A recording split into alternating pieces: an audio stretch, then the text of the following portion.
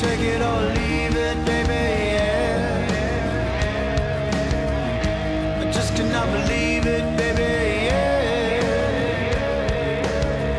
I didn't wanna see it, baby, yeah. It made me wanna beat it, baby,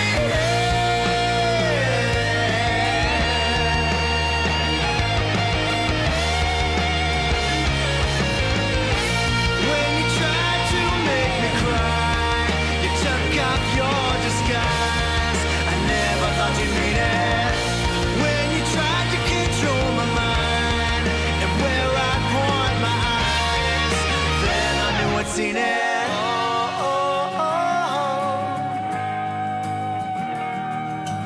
Oh, oh, oh, oh,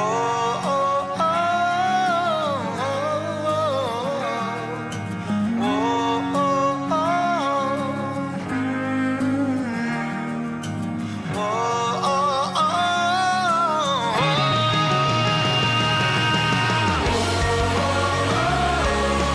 these are the words to the chorus, baby. Is this the last time for us, baby? You got the words to the chorus, lady. This is the last stop for us, baby. This is the last stop for us, baby. This is the last stop for us, baby.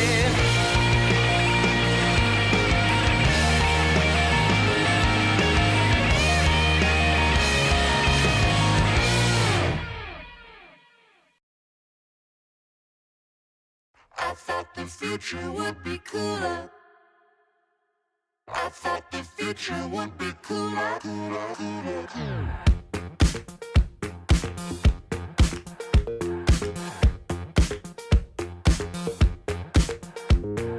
Crowd source cults all lit up on LED.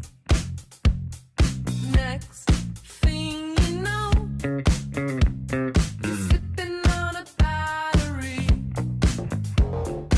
Infinitely scroll through a SWAT team on the sidewalk, serving death by remote control. Unrestricted sidearms.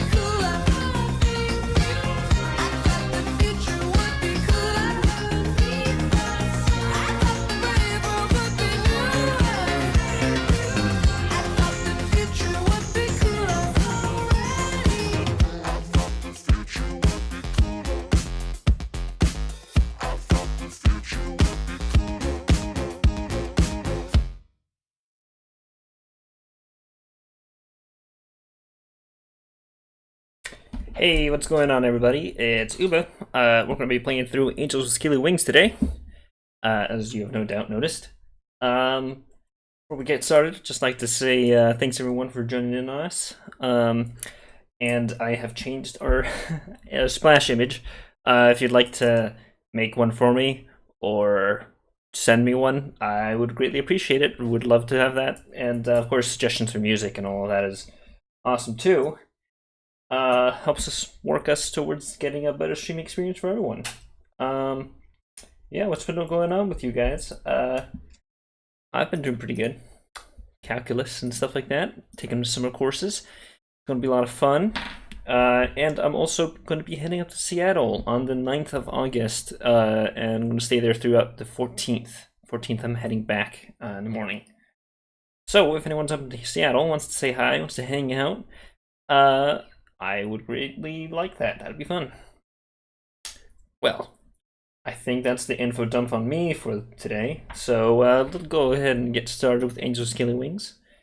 If I remember correctly, we woke up with Bryce, police chief, in his home after a drinking contest. Go. So yeah, it's been about a week. How's everyone been doing? Hopefully well. Hopefully get a couple people in the stream. Hopefully gonna have a nice little relaxing Wednesday night here. So anyway, let's see here. Damn, we're already like halfway through our save slots. I hope there's not too many chapters left, otherwise we're gonna run out. Anyway, today I'm drinking some water. And just sparkling water, and that's how we're gonna stay throat cool today. So, my voices have been severely lacking as of last stream. So I'm gonna try a little harder this time. I'm not gonna get a Dean's voice back, but we are going to try with some new voices again, because I'm terrible at this. What do you expect from me? Anyhow, the morning sun declared the arrival of a new day and woke me from my vivid dreams. Memories of my home, enclosed within a towering perimeter wall, raced through my head. Towering perimeter wall? Do you mean just your walls? The peaceful landscape outside the apartment window stood in defiance of all these old thoughts. Rolling hills and blue sky were familiar to me now, and the purity of the sight gave me hope.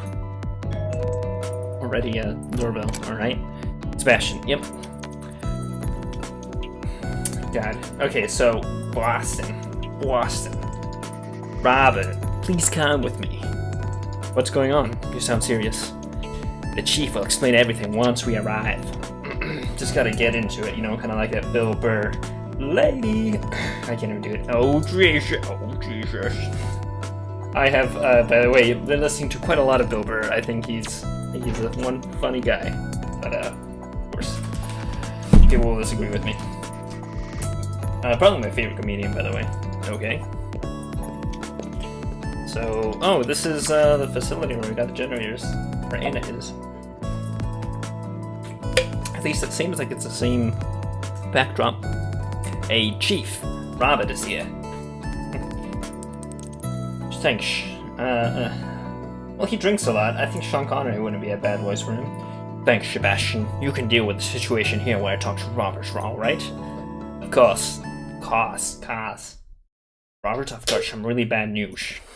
Well, what is it? You know Anna, right? I've met her, yes. I'm sorry, I don't know how to say this. Those few words were enough. Dread sank in, and I already knew. Jesus. Don't... I ignored his words and walked past them. Oh, shit. Uh-oh. Damn. If it's not Razel, then who? Then someone's like bloody murdering a lot of dudes. When I turned a corner, there was no mistaking her. Anna was haphazardly covered by a sheet, leaving her tail and bloodstained hand exposed. In the end, she didn't even deserve full discretion. Are you okay? I don't know. Is there anything I can do? Let's just get this over with. Bryce gave me a concerned look, but then nodded. And here's more bad news. The blood we found on the first victim in town matches the DNA evidence found on the second victim at the power facility. Furthermore, the murder weapon and method appear to be the same across all 3 victims, and that's going to be a big problem for you. Why is that? Because with these 3 murders, Razor now qualifies as a serial killer. We won't be able to keep this whole thing quiet for much longer. Higher authorities, including the ministry in charge of your whole visit, will know about this soon. I have no idea what will happen once they do. I'm not sure what to say to that. I don't want to worry you, but we can be sure that action... This is right, this isn't where I left off. Yes, it is, Vinko. Don't worry, we're with the guy. This isn't Dragonborn. This isn't where I left off, says Vinko. Yes, it is. You gotta have... Can't have porn without plot, dude. You gotta have a little bit of plot to keep it, I did not smash. No, I did not smash. I don't think that's even an option in this game. But, no, actually, no. I'm pretty sure that this is an option in this game. But, it's gotta be, right? Otherwise I wouldn't have bought it. But no, I don't believe we smashed. I'm not on the first date. Did you smash? Okay, I don't want to worry you, but we can be sure that action will be taken soon. I've been considering this possibility for a while, and we think it might be best if you went back to your own world for now. God, Chad. This way, we can take the action before the ministry does, and before this all becomes public. If we wait, we don't know what they'll do or how the public will react.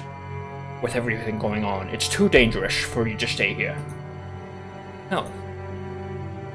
No. This would be the worst possible time for me to leave. We've given up our PDAs and hardly have anything to show for it. We are owed several more generators, and let's not forget that Reza is still missing. To leave now, the only thing I return home with is my life. I'll have lost everything else. We need those generators, Bryce. I have no idea if your authorities will continue to uphold our deal, or what they'd do to Reza, but I'm not leaving until this is over. That's your decision, and so be it. Anyway, let's get back on track. I called you here for a reason, Robert. In addition to the murder, several things were stolen. Among them your PGAs, batteries, and some components used to build generators. Does that ring any bells? Not really. Reza might have some knowledge of electronics, but I doubt he has enough to assemble one of your generators, even if he had the parts. Strange. Even Joe, it's fair to assume Reza's involvement at this point. No one else has a greater motive to shield the PGAs, especially after what happened between him and Maverick. Unless someone wanted to frame Reza in order to sabotage this whole operation. Do you really believe that? Hey, I'm just saying that it's possible. Well, I'll shelf that idea under possible but unlikely. Aye, Chief. That's a better one. Aye, Chief. Are we done here? Pretty much. Why'd you ask? We just got a message from the higher-ups. You and Robert are to report to the Minister of Culture and Arts immediately. Immediately, as in right now? Yeah, apparently. That's some good water. What's going on? To be frank, I don't know. This is an extraordinary situation, and now it's getting out of hand. They must want us to address it. Maybe they're going to throw a surprise party for us. Maybe it's not going to be a big deal. Be optimistic. Maybe. I suppose we'll see soon enough. Sebastian, you can finish up here and go to the ministry when you're done. We'll probably have to make some arrangements after this meeting. Sure thing, Chief. Let's go then, shall we? It's not like we have a choice. Oh boy, it's gonna be a good time. Oh god. That was quicker than I expected. I wouldn't have minded waiting out here a little longer. Why is everyone British? I don't know. Greetings, Minister. Greetings. I could be Chinese, honestly. Like, I have no face. I could be any ethnicity, and these could be any ethnicity. Anyway, shall we go inside for our official business? No, I've got everything I need right here. It gets so stuffy inside on hot days. My assistant doesn't seem to mind, but I prefer the fresh air. I'd rather just stay right here, unless you have any objections. Objections? I don't. I see. Well, I haven't exactly been up to date in regards to Reza's sudden disappearance. but to get the message today that he is a confirmed serial killer was quite shocking. Frankly, I'm curious as to why the facts of this case have been withheld from me for so long. Simply because they weren't within your jurisdiction. The murders were strictly a police matter. Only with the amount of new evidence, namely the DNA and the blood we found, and these 3 murders, now being linked together, and to him, did your ministry have to become involved. That was an awkwardly written sentence. I see. So Reza's involvement is now undeniable. I'm afraid so, Minister. Facts are nothing to be afraid of, though in light of all this, I'm starting to worry about my personal safety. With our sick hides, I don't think our species have much to fear if we consider the murder weapon. Speak for yourself. You don't think someone of my standing needs protection? Oh, for sure. If you are worried about your personal safety, we could look into an escort for you. Escort. Good. Considering all the murders took place during the night, I'll certainly need it. Long days are endemic in my line of work. But that's enough about myself. We now face the question of what should be done about Reza and Robert. Hey, I just realized that both our names start with R. Minister, we'll continue our hunt for Reza every day. As a matter of fact, Robert has been helping us do so for a while now. Is that so? One human a murderer, another a detective. Interesting. And how do we know Robert isn't following a similar path to Reza's, whatever that may be? Similar concerns were leveled by Reza's escort Maverick. It was his overreaction that caused Reza to run away in the first place. Let the human talk for once, Chief.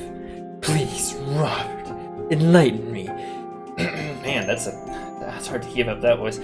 You and Reza came here on the same mission, and the situation has escalated beyond our expectations.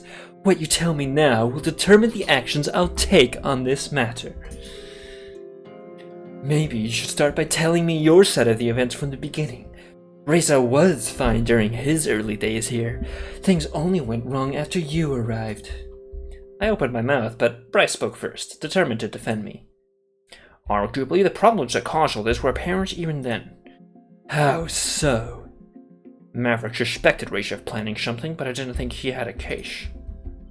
Well, did he? No, what he had was a suspicion. The night he followed Reza, he found both him and Robert at the portal. The humans intended to send one of their promised generators through, but there was a confrontation that ended with both Maverick and Robert wounded and Reza running away. Reza's been missing ever since. I've read the reports already, Chief. The question is, did Maverick cause this? Don't drool over yourself now. I'm not. Shush. Though, yeah. Thank you for the advice. I won't drool over myself.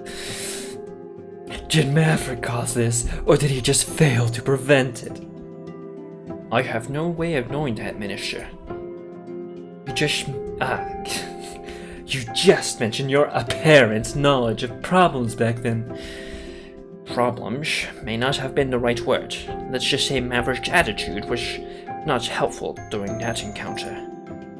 Why did you choose Maverick as his escort in the first place? Protection for the human ambassador was my greatest concern when I made the decision, and Maverick was the most capable individual in that regard. Well, that worked out nicely, didn't? Wow, she's fucking cunt. You also seem to think that Maverick shouldn't have remained Reza's escort. Is that true? Yes, had I paid more attention to the warning signs, this situation may have been avoided. Jesus Christ, can I speak?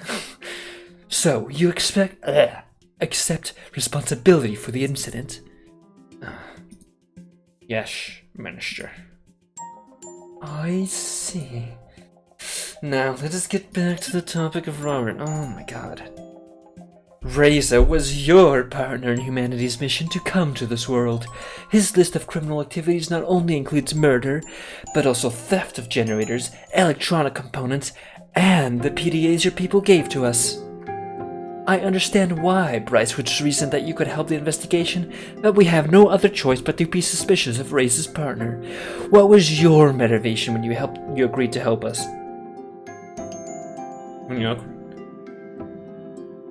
It is my best bet at finding the truth, and is beneficial to my actual mission. Definitely not. I don't want to throw Bryce under a bus. Are you kidding me? It is my best bet at finding the truth. I thought Raisa's involvement was undeniable at this point. That may be true, but we still don't have the whole picture. We don't know if others are involved or his reasons. I just want to know why. I see. Well, after reading up on the whole situation and hearing both your accounts, I believe that Robert is trustworthy. Nevertheless, I think Robert presents a great risk. Why is that? After this meeting, I will hold a press conference to inform the public of the current situation. The people must know of the danger posed by Raisa. No matter what Bryce and I think of your involvement, the public could feel differently. You, me, and Bryce will have to face the backlash resulting from this information becoming public. And what's more, Robert, you might be in real danger yourself. Raisa himself may come to silence you once he learns that you are helping us, or consider the public uproar from those who would question your involvement. Oh no. Don't let Dean know. All things considered, it would be for the best if you return to your own world until the situation has been resolved. I came to the very same conclusion, Minister. Then, with your support, this is what shall be done. Please don't... You don't agree. If you send me back now, this diplomatic relationship is over. I'd have to admit defeat to humanity. There is no way I can return without your generators, our PDAs, or Raisa. Maybe you could explain to them what a great choice of an ambassador Raisa was. But I was his partner, so in a way, he is my responsibility. I can't just go back like this. I'm afraid that's not enough. It certainly doesn't outweigh our reasons for sending you home. Just let me explain. I'll tell you everything.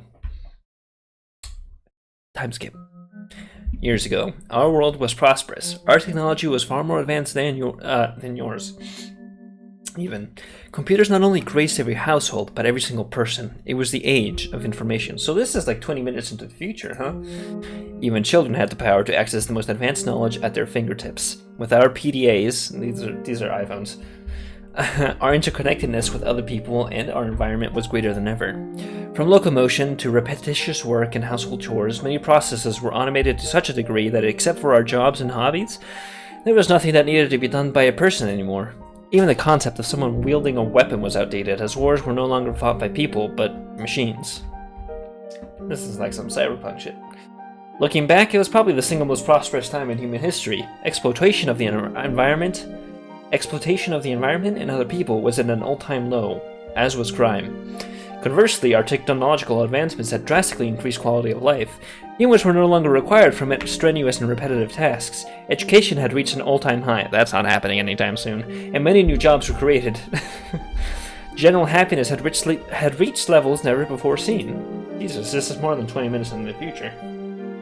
Yet, one day, everything changed. When the Fire Nation attacked. Oh shit. Alright, that's the sun for sure. A solar flare, that was headed for Earth was detected by an automated monitoring system.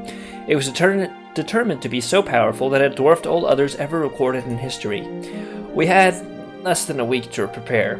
Chaos hit much earlier than that, as people scrambled to shield themselves and their possessions from the incoming ion storm. RIP.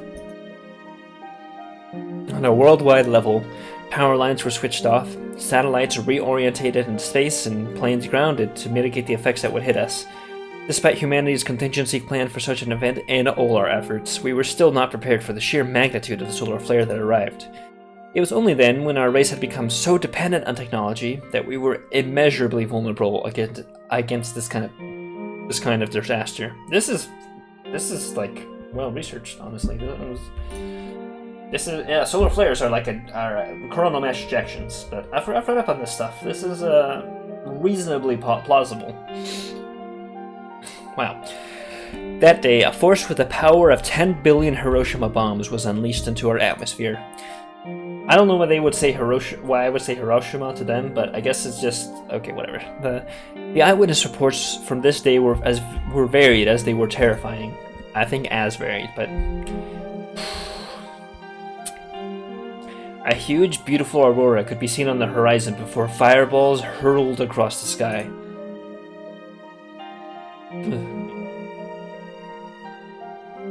In some places, these lights became so bright that even those asleep at night awoke as though day had already arrived. A coronal mass ejection by itself did not have the power to kill anyone directly, but the side effects were disastrous. Yeah, because that'll fuck up our magnetosphere, huh? After the lights in the sky arrived, sparks showered from electrical outlets everywhere, igniting rampant fires in every town and city. Facilities that stored weapons, fireworks, or other explosives became centers of widespread destruction and loss of life. During the next stage, the solar flare started to affect body modifications and caused commonplace pacemakers and nanomachines to fail. 15% of the world's population died as a result of this alone. Once the full power of the waves hit us, however, society as we knew it collapsed in one fell swoop. Power grids on Earth shut down in an instant, as did all the machines that automated our routine tasks. Long-distance communication and transport became a thing of the past. Damn. That's... Jesus. Without electrical power, the quality of healthcare plummeted, and water and sewage systems were crippled. Diseases we thought defeated centuries ago made their comeback in a most unsightly fashion. Many thought the end of the world had arrived, and in a way, it had. Some people blamed whoever their belief system would allow, angry at the gods that had forsaken them. Others pointed their fingers at our lifestyle and society. Not that anyone was listening. Practically, we were back in the Middle Ages. Governments collapsed and were overthrown, and the ensuing power vacuums filled with groups of people that were sometimes organized and sometimes not. The few functioning electronic devices left became rare, sought-after artifacts over which battles and even wars were fought. Of course, there were also wars over resources and territory. The weaponry used was improvised or reclaimed from the days when humans had been present on the battlefield. It had been ages, but people returned to the old, bloody ways of war. War never changes. Humanity is in shambles now.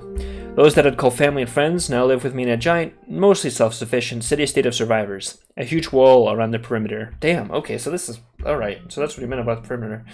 Guarded by militia prevents any outside interference. It's the only way we can retain a modicum of order. Gangs of raiders and looters run rampant on the outside. They wouldn't hesitate to kill first and ask questions later if they had known about my PDA. Excuse me. Our contained community has flourished for years now. We have homes to live in, crops to grow, and livestock to raise, and still have our own automated hospital that runs on salvage generators. Lately, though, supplies have started to run low, and dangerously so. The power we have is running out. Illnesses are spreading through the city, and treatment isn't as available as it used to be. Our population is dropping by the day. We took a great risk to increase the radius of our scouting missions, desperate to find something outside the wall that could help us. You already know the rest of the story. We found the portal, and you. And now you know why this whole thing is so important to me. All our hopes lie in acquiring the generators you promised us. The act of sin in Reza and me here has, without a doubt, already cost the lives of some people back home. Beyond the city walls is a dead zone. We haven't heard from any other settlements for months now. Oops. The state of the rest of our world is unknown.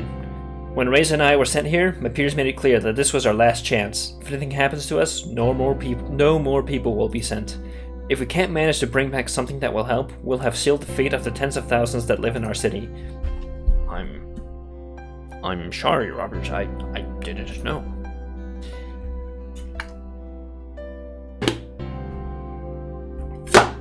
If what you are telling me is true, it unfortunately does not work in your favor. As sad as your situation may be, it gives Rada a motive. Desperate times call for desperate measures, after all. In that vein, it also gives you a motive. Considering the gravity of the human plight, it gives you all the more reason to collaborate with him. I'm not. What Reza is doing is wrong. You can't send me away under these circumstances because I'm your best bet at finding him. Even so, you would still be in grave danger after we announce Reza's involvement in the murders. I cannot, and will not, take responsibility for the consequences when I know of the risks. What about our deal, then? In the wake of this new information, and as a sign of goodwill, we will send the generators you are owed through the portal once this is over, under 2 conditions. Humanity must condemn Reza's actions, and we must reclaim the stolen PDAs. I've changed my mind. You should let Robert stay here. I cannot take your word under consideration in this matter, Chief. Taking into account Maverick's actions and your responsibility for them, you will have to be dealt with separately. With my authority of the minister in charge of the human visit, my decision is to have Robert sent back to the human world through the portal. Please, immediately. Ellipses. Ellipses. Chief, please arrange for an escort to take Robert to the portal now. Oh, what a cunt. I could do it myself, Minister. Well, we have our own matters to discuss, Chief, and I would rather get that over with as quickly as possible. In that case, one of my officers should be here any moment. I arranged for him to meet us here. How handy. Then let us wait for this officer of yours. It didn't take long for Sebastian to arrive. After the situation was explained, he was visibly shocked, but didn't protest when he was given the task of sending me back through the portal. Let's go, Robert. Don't I even get to say goodbye? Let us not waste any more time. You will still be free to send letters after you have arrived on the other side. Just go, Robert. Come on, then. We were silent as Sebastian and I slowly made our way to the portal. With each step I took, I drew closer and closer to the hopelessness waiting for me in the ruins of the human world. All in all, I certainly had a unique experience alongside these dragons, and although this place was filled with just as much drama and murder as back home, I would remember this. Is this an ending? Did we fuck up somewhere? I would remember this world and all the people I met. I would finally think back to the days I spent at a comfortable standard of living, a shadow of how humanity used to be. No way, chapter 3, there's no way. Even without the generators, at the very least, I'll be returning home with a few life lessons. Adine! What's going on here? Lost in thought, I hadn't even noticed Adine approach. It's none of your concern. Please leave. Can I even get a few minutes before I go? I suppose no one's stopping us, but make it quick. Hey, Robert, what's going on here? Something serious happened. Looks like I have to leave. Right now? Why? It was the minister's decision, not mine. You'll hear about it soon enough. Does this have anything to do with what I've been hearing? Is Reza really a murderer? I'm afraid so. Oh. Well, what does that make you? I don't have anything to do with that. I was helping the police find him. Then why are you leaving? They don't want me to stay here with all of this going on. It's for my own safety. Well, it was nice to get to know you, at least. Likewise. I guess I should get going. Goodbye, Robert. Goodbye, Nadine. Oh. I remember. That was the witness from Race's first murder. Do you know her? Yep. I see. Yeah, of course I know her. Are you kidding me? Nadine was the best. A few minutes later, we arrived at the portal, standing proud as ever in defiance of the elements. How many years had the structure survived before it was found? I hope I can remember how this thing works. Are you joking? Yeah. Sorry, I got it. Oh, right, I suppose it's time for us to say goodbye. Let's keep it professional. Let's keep it professional. I don't like to mix personal matters with work. I looked away and I shrugged. Go ahead and turn it on then. Would you stand between the pillars, please? Of course. I took my place and stared towards the horizon while I thought about what would happen now, in this world and others. Even if I made a break for it, I'd become a fugitive, no better than Reza. It would be near impossible to investigate the case by myself, while on the run in a world I knew so little about. At the very least, I took comfort in the fact that I did everything I could to help, even if it turned out like this. Nevertheless, I dreaded going back empty-handed and returning to my old life in a ruined city. Any second now, the teleportation process would start, disintegrating my body before I would reappear on the other side. Back in my dying world. I wondered if there was any risk of getting lost somewhere between worlds. We didn't really know how the portals worked after all. Maybe I would be flung somewhere else in space-time, or it might affect my body in some way. I hadn't noticed any unusual changes in my body since I arrived in the Dragon's world, but I had no way of knowing if there were potential long-term side effects. I still remember the images I saw when I teleported the first time, the vivid sights and patterns. People and situation I've recognized since then. It only took a moment to arrive at the other side of the portal, yet it felt like I had dreamed 1,000 dreams. And during the nights I spent here, these dreams had often reappeared. Any time now, I'd undergo the same experience again. I was almost relieved that my adventure was over. Things had turned out far differently than expected. I evaded danger, got swept into a murder investigation, and met incredible, intelligent beings from several different species. It had certainly been a time to remember. With that thought, I closed my eyes and braced myself for the moment that would come any second. Now, this is a trick. But that moment never came. The next thing that did happen was I heard Sebastian's voice. It's not working. Are you joking again? No, really, it's not working. Wait, what is this? Oh, someone hacked it. Oh, it's got hacked. Oh, they hacked it. Oh, Raisha hacked it. It's broken. Can you fix it? I don't think so. This doesn't look like a simple act of vandalism. Looks like some pots were torn out. I guess that means I'm not leaving, huh? Not yet, at least. Well, what do we do now? Let's head back. The chief has to know about this right away. We were back at the ministry before long, and Mayor and Bryce were still outside as Remy approached the two of them. Here are the case files, Amira. Why, thank you. Robert and an officer? What is this about, Amira? That is what I would like to know. Please, officer, enlighten me. Why has my order not been carried out? So, dude, what's going on? Hey, Kelly, what's up? The portal's broken. It's broken. Yeah, it looks like someone tampered with it and stole parts. Couldn't even get the interface to turn on. Hey, Kelly. Yep. Well, check it out once I'm done here. I suppose Robert will stay with us for a little longer after all. Seeing how this is an emergency situation, I will make this short. Chief, as a result of your carelessness regarding Maverick and Reza, you are temporarily removed from any duties related to the humans. Jesus, what a cunt. Bitch. Given these dangerous times, you will instead serve as my personal escort until further notice. Oh, Jesus. Considering the circumstances, you will be allowed to coordinate the investigation of the portal, but after that you are to immediately return to me to start your new task. Understood? Understood. Then all of you are dismissed. She turned to leave, Remy trailing after her.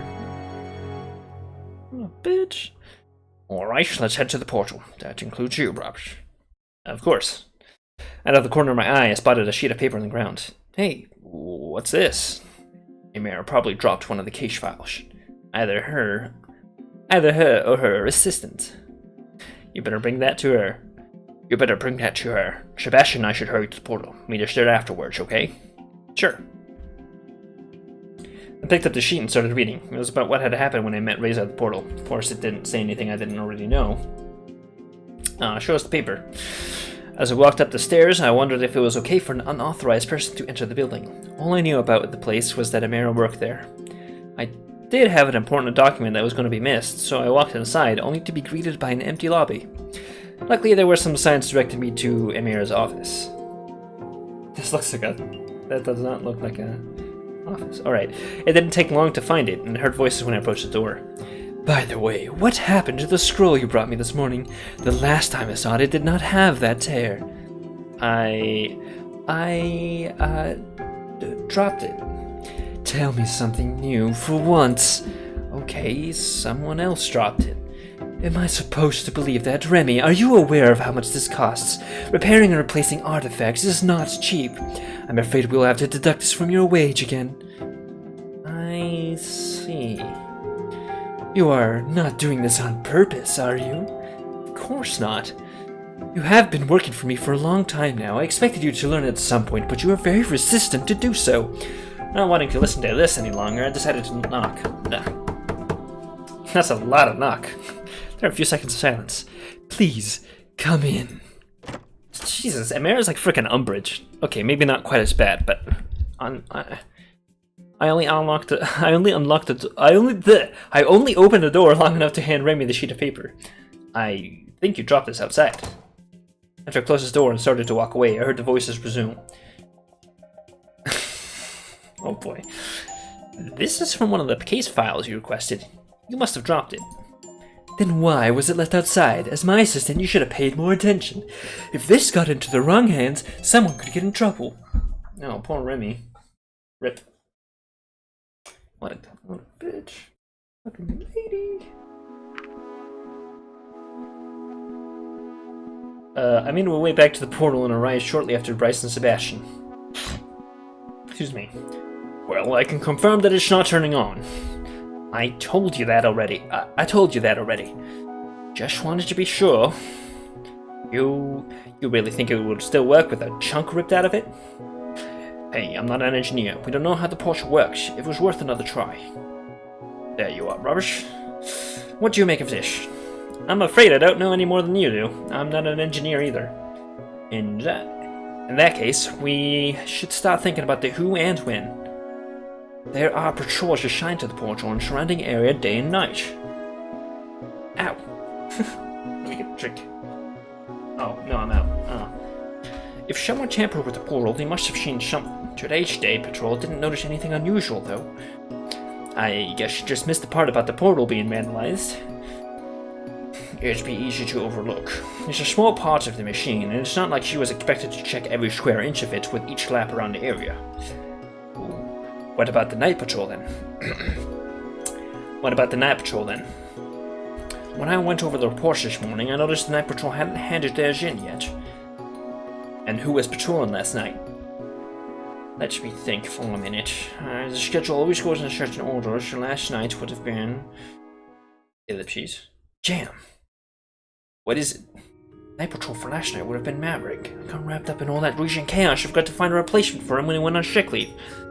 Maybe Amara was right to take me off the case. So there was no night god here at all. That's right, whoever it was had an easy time doing whatever they wanted. Could it have been Maverick? If he knew no one was going to be here, he could have used that knowledge to his advantage. He couldn't have known that I'd forget to find a replacement, though. I don't usually slip up like this. Oh yeah, last night we went drinking. Uh-oh. Was that my fault? I hope not.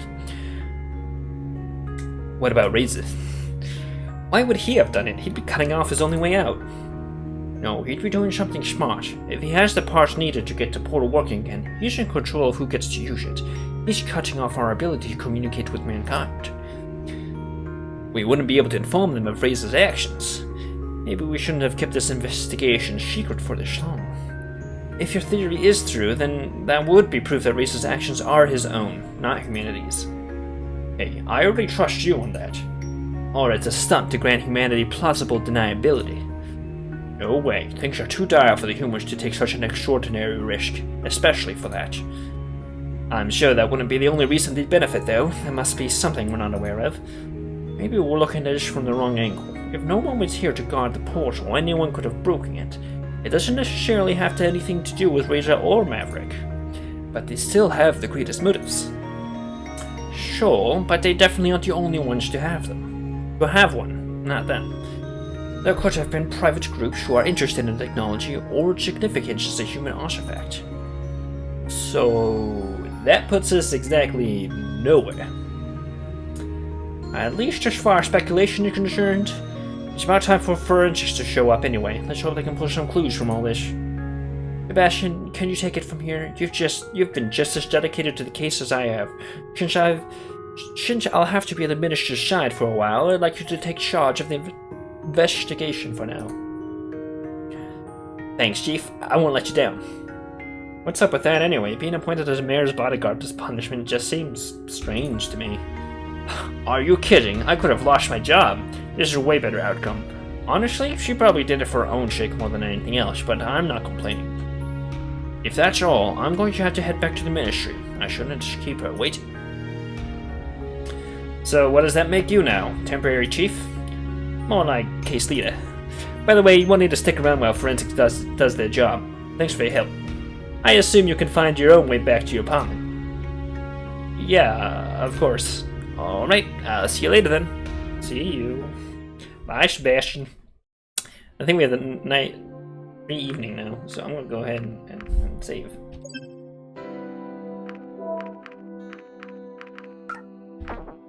I considered spending my free time roaming the town, but decided that it would be best to keep myself out of the spotlight. After cooking myself a rudimentary meal, I considered picking up another book when the doorbell rang. Please be a dean, please be a dean, please be a dean. Whatever. Hey, Robert.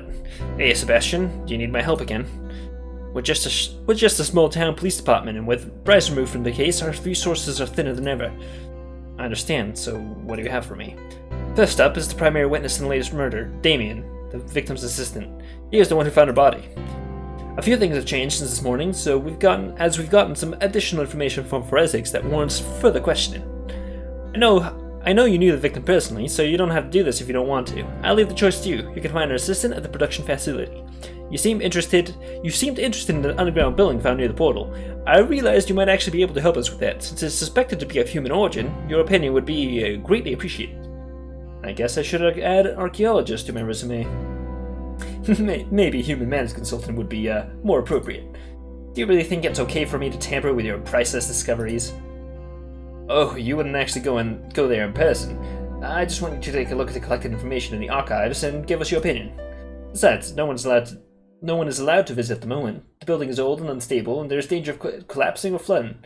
Obviously, we don't want either of those to happen. Flooding? Yes, the whole building is underground, and we've determined that there's a rather large pocket of water surrounding it. Any kind of disturbance could endanger everything and everyone inside. I see.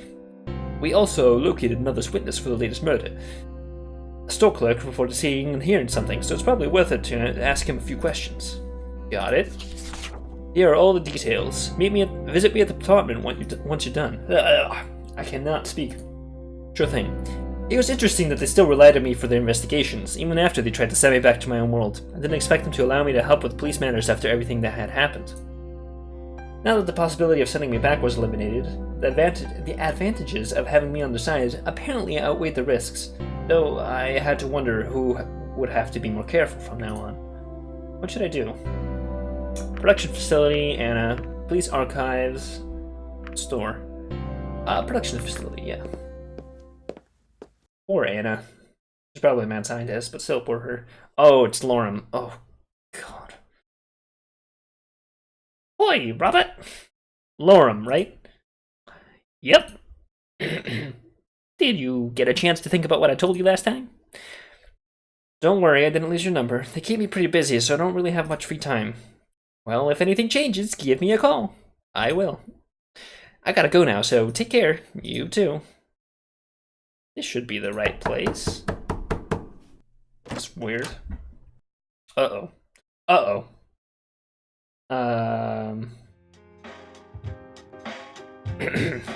Can I help you? Hello, you are Anna's assistant, right? Assistant. Must be joking. Oops.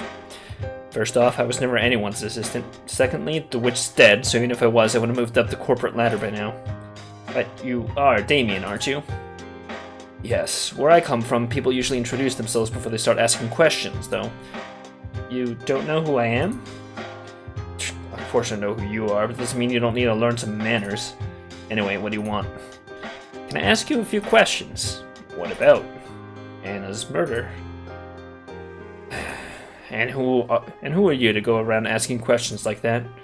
I'm working with the police on this matter. And I'm supposed to believe that. For all I know, you could be with the murderer, and you're just here to find out if I know something that could implicate you.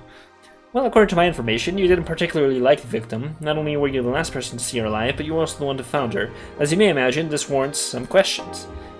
You know what? I don't have time to listen to this. I don't know who you think you are, barging into my workplace and barking questions, but if you really are with the police, let them know that I won't say one more word on the matter without a lawyer. Oh, you can scroll back. I just realized you can scroll back with that. Neat. I wondered if Damien was a suspicious person in general, or if the rumors surrounding Reza were affecting his perception of me. Before this, everyone I had talked to during my investigations had been rather cooperative. Wow, well that was a waste of goddamn time. Before deciding my next move, I returned to my apartment for a moment of rest. A small piece of paper had been slipped under my door while I was gone. Don't go to the portal, was all it said. I considered the possibility of a hidden message, but that was unlikely. The statement was blunt and quickly scrawled. Someone clearly didn't want me to go to the portal, but why would it go there in the first place? As if it was out of order right now, such an action would serve no purpose. I looked outside the window, at the portal's faint silhouette in the distance. The paper rustled between my fingers as I fidgeted with it, wondering, typo here, guys, about the message's sender and significance. My train of thought was violently interrupted by a sharp burst of gunfire, echoing from the portal. Holy cow. I had to think fast. The gunshots ensured Raisa's involvement. He was at the portal. The question was why. If this was his attempt to flee back to the human world, he would receive the rather unpleasant surprise the moment he tried to use the portal. Or maybe Sebastian's theory was correct, and Reisa held the part needed to repair the portal, in which case his escape could be imminent. The gunshots themselves were another question. Was someone trying to stop him? A police patrol may have seen him, and he may have been taken by surprise. This could be another murder in progress. But all of his murders were committed with a sharp weapon before now, not a gun. He didn't want to be heard. Besides, it was only early evening. The town was still bustling. If Reisa wanted to stay hidden, he was doing a rather poor job of it. Of course, you're overthinking this, dude. Of course, there was also the possibility they wanted to be heard, but who do you want to attract? Police? Maverick? He could easily be a trap for those hunting him, and that technically included me, although I wasn't sure if he knew of my involvement in the investigation. It was also a very real possibility he knew my apartment was close enough to the portal to hear a gunshot. Could it be a signal for me? Regardless, the words I held in my hands were unmistakable. Don't go to the portal. What should I do?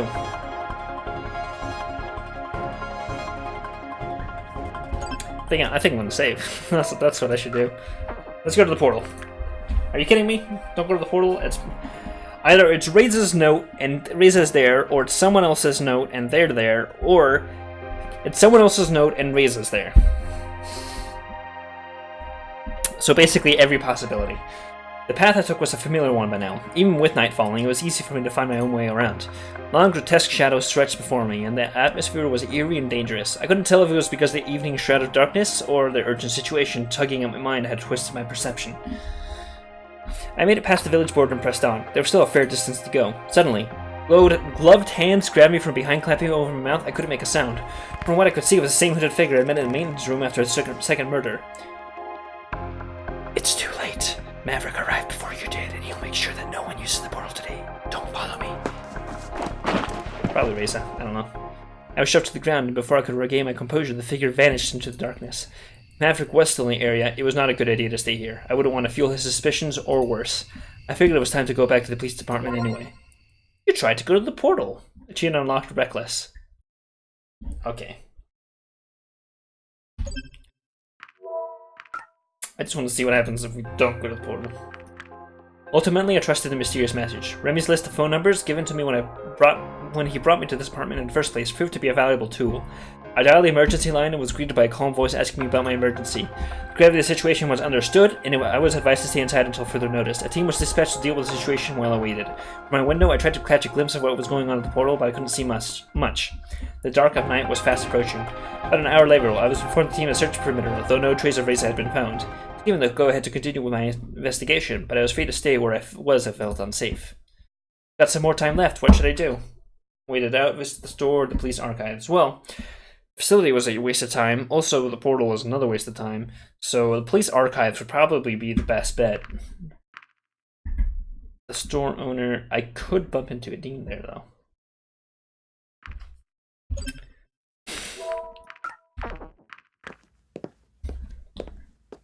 I know I didn't last time, but possibility.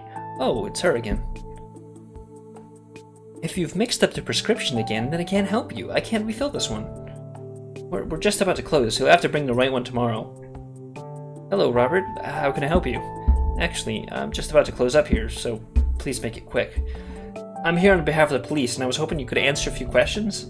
I see. Well, I don't mind as long as you make it quick. I have to leave for my other job soon. Vera, what are you still doing here? I already told you have to come back tomorrow. Here, have a lolly on the house. Poor Vera. I guess she doesn't want it.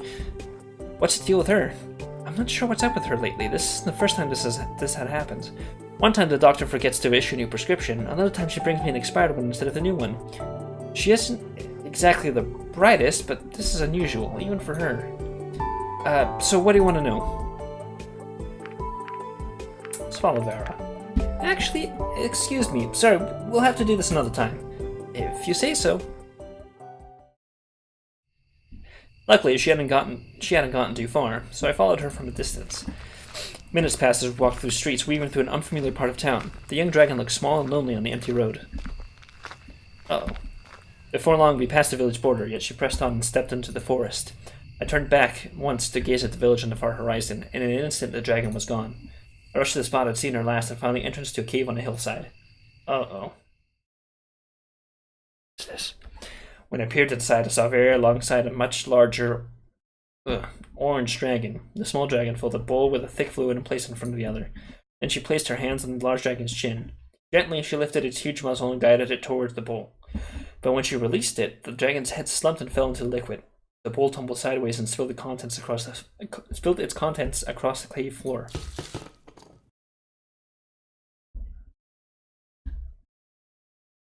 Uh-oh.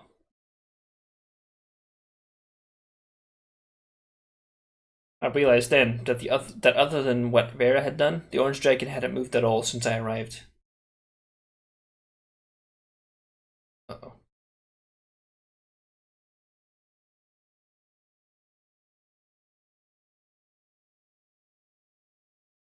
Wow, holy shit.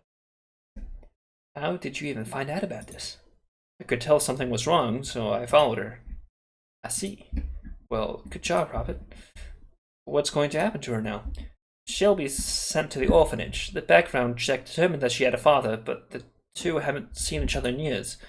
Can't you locate him? We did. Raised the second victim, the maintenance guy. That was him. Jesus Christ, what the I see. How did it even get this far? I don't know, but we'll certainly look into it. Some just fall through the cracks of the system. Being out here on their own probably didn't help. Do many of your people live outside town like this? Well, some do it on principle, others because they have no other choice. Houses and apartments can be expensive, and it's not unusual for us to use natural environments as our homes. Alright, I think we're done here. Don't forget to stop by the department later. I won't. Holy shit. You followed Vara. Stalker achievement. Okay. Phew, it's getting late. I better head to the police station now. Do I have everything? Alright, let's see what Sebastian will say to this. I don't have anything, but alright. Jesus Christ. There you are, Robert. Robert. It seems like you've taken a liking to Bryce's chair.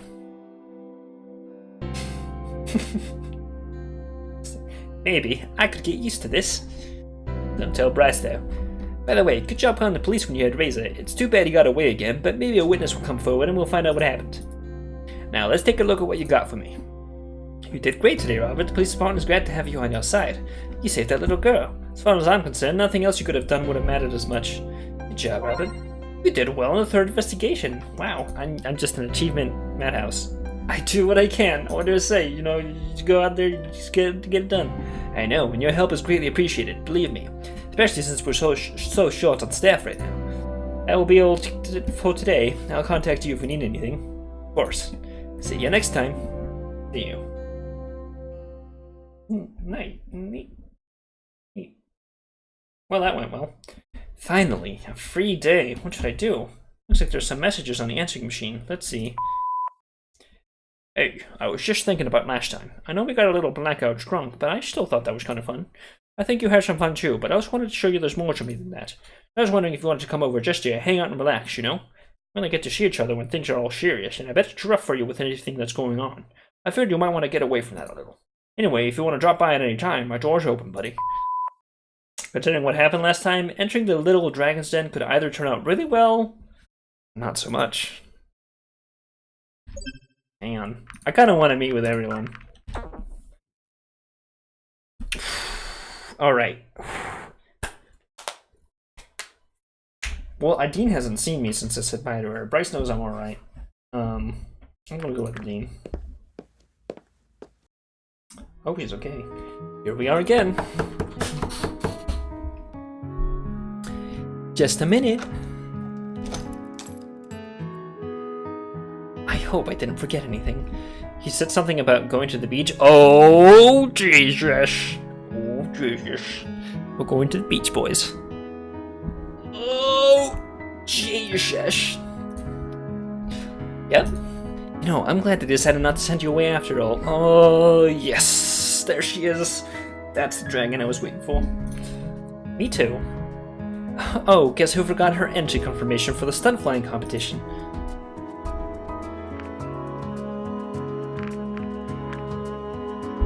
That's right. I got it right here in black and white. We are happy to confirm your entry into the annual stunt flying competition. Please have your competitor number ready and show up at the organizers booth at the summer festival by, well, who cares about the rest? I'm in. That's great. Yeah, but the festival's pretty soon. I'll have to make the most of the time up until then to get my skills up to par. I thought you already had years of experience. Yeah, but now I have to practice the best routine I can possibly come up with, not to mention making sure I can execute it flawlessly when the time comes. Practicing in general is very different than practicing for an event like this one. I see.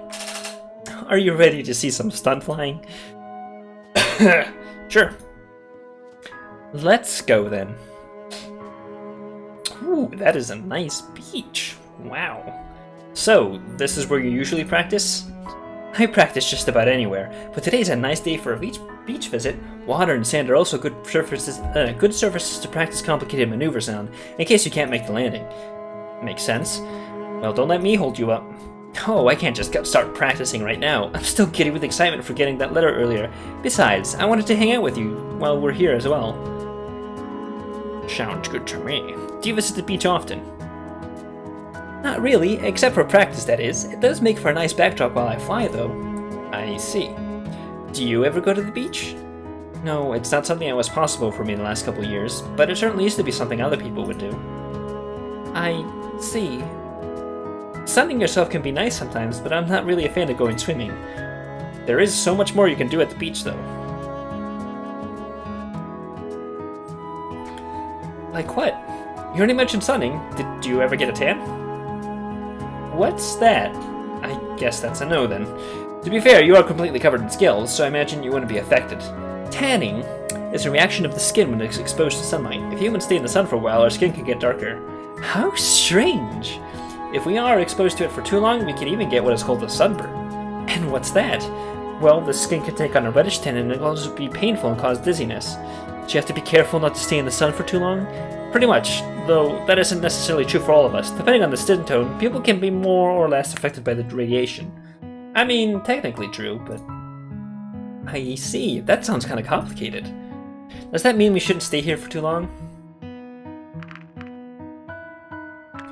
Don't worry about it. I see. Just let me know if I need to do anything. Sure, will do. You said you like swimming all that much. Why is that? Well, as you can imagine, I prefer the air to the sea, even though we flyers have quite a relationship with the water. What kind of relationship are we talking about? We use it to hunt. I see, so you go fishing but can't swim all that well. Pretty much. We can do enough to safely hunt and paddle on the surface, but that's about it. If we actually want to go swimming, it's recommended we wear a life vest. Is it that bad? Our wings are made for flying, not swimming. The movements and musculature are rather different. With some training we can learn to swim better, but it still wouldn't really be effective. I see. And besides, who would choose to learn to swim if we already have the air to ourselves? Flying is just your thing, I guess. Pretty much. You make it sound as if beaches are a pretty important thing for humans. I wouldn't say important, rather it's a unique way for people to spend time. It was often done as a leisure activity or a way to spend holiday vacations. That sounds pretty important to me. What else did you do at the beach? Let me think. Got an idea and started looking for something on the sanded ground. With a bit of digging, I found a flat, smooth stone and showed it to her. Do you have any idea what I'm going to do with this? Not really. Let me show you something. I went to the edge of the water, followed closely by Adine. Now watch this. I extended my arm with the best technique I could muster before I threw the stone towards the water. Spinning in the air, the stone bounced on the water's surface a few times before it sunk into the sea. What was that? Stone skipping. Never heard of it? No, how'd you do that? I can show you. I looked around for another suitable stone and soon found one near the edge of the water. Let's start with the stone. Ideally, we want one that has a big surface area, but is as flat as possible. Got it? This one is also really smooth, which helps too. Okay, so we need smooth, flat stones. Now the technique is also pretty important. I'm not sure how well this will translate to your anatomy, but I'll just show you how I do it, and then we can figure out what you can do. Okay. Hold the stone like this, extend your arm, and curl it, like this. Then you have to throw it in such a way that it stays relatively stable in the air, but spins as fast as you can make it. I do it like this. I threw the stone. Once again showing her how it subsequently bounced a few times over the water's surface before it sunk into the sea. I'm not sure I can do that. We'll see. Maybe we can figure something out. Let's look for a stone first. Okay. Both started looking for another appropriate stone. I saw Dean scratching around the sand with one of her feet. Oh man. She crouched down to pick something up before she returned to me. Here, what about this one? That should work. See, you've already got that part down. Guess so. Okay, now for the technique. She was holding the stone in the claws at the edge of her wing. I tried to guide her by pulling her wing back like I would an arm, but it became clear to me that it lacked a lot of maneuverability that an arm would have. For the throw, you'll want to move your wing forward as fast as you can. At the very end of the extension, let go of the stone. I'll try. I could see her moving her wing awkwardly. She pushed it forward before releasing the stone, which sunk without bouncing a single time. That didn't work. Yeah, there wasn't really enough spin on it. Let me try again. Alright. I waited a few steps in the water to retrieve the stone she'd thrown only moments ago. Here you go. I'll try something different this time. Feel free. Instead of using her wing, she took the stone into the dexterous claws on one of her feet as she started to stand on the other leg. Effortlessly, she pulled her leg back before rapidly moving it forward and releasing the stone. It flew in a bit of an awkward arc before it bounced off the stone's surface once and subsequently sunk into the ocean's waters. Nice! Not bad, huh? I had no idea you could do that with your leg. Actually, our legs are what we mainly use to grab things. It only gets complicated if I'm supposed to be moving at the same time, like when I'm waiting at in the cafe. Interesting. I suppose for someone who's hunting while flying, that's pretty much a requirement. It is. Actually, if I'm at home and eating chips or something, I usually use my feet as well. I wish I could do that with my feet. Oh, really? Yeah, some monkeys actually can. They basically have hands instead of feet. Do they have 4 hands? Yep. That seems like it'd be handy, but I think I like my wings better. That was a neat trick, though. So, what else can you do? What else can you do at the beach? I don't know, build sandcastles? I haven't done that in like 2 decades. I tried to imagine what a Dean building a sandcastle would look like. Based on what I knew now, she probably wouldn't be using her wings. Would you believe me if we used to have contests for building sandcastles back home? Really? Yeah, people would build huge detailed sculptures that would be taller than both of us, just with sand. Oh, wow. That sounds hard, though.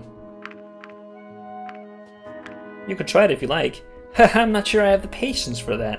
To me, it seems like a bit of a shame to build big, elaborate sculptures out of something like sand that clearly won't last. I mean, if you're going to spend so much time on it, why not create something that will stay? I agree. All that effort only to be swept away by the tide and worn down by the weather seems kind of wasteful.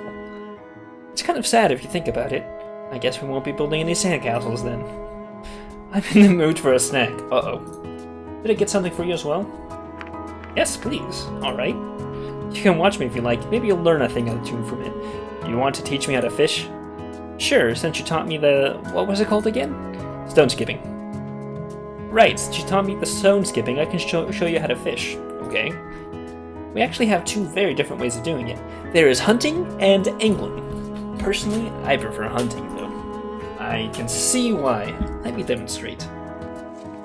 She took a few steps back and started running towards the edge of the sea. Rapidly flapping her wings, she jumped into the air at the last second, taking off and flying around the area.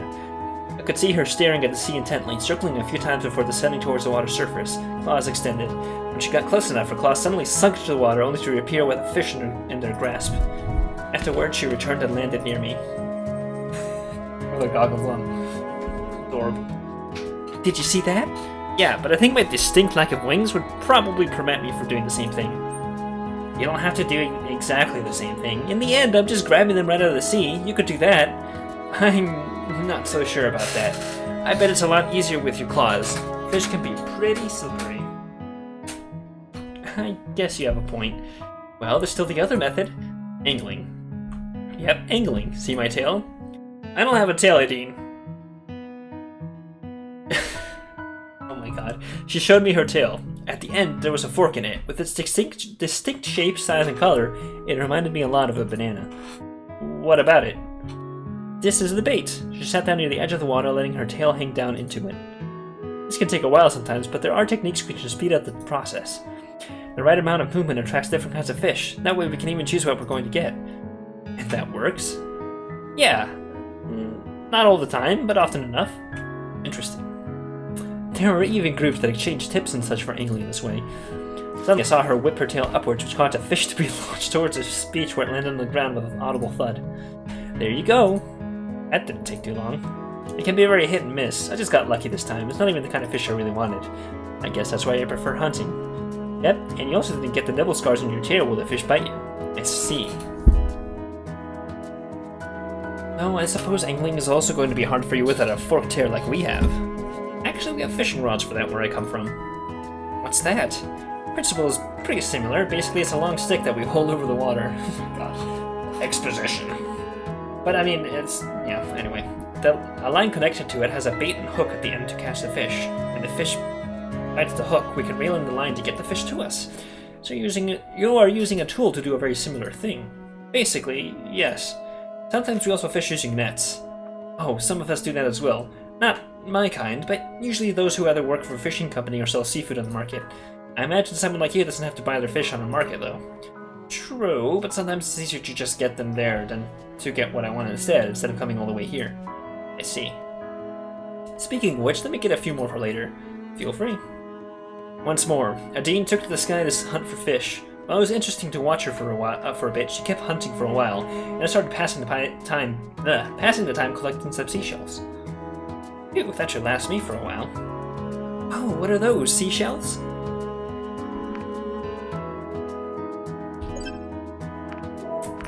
They're definitely for her. They're for you.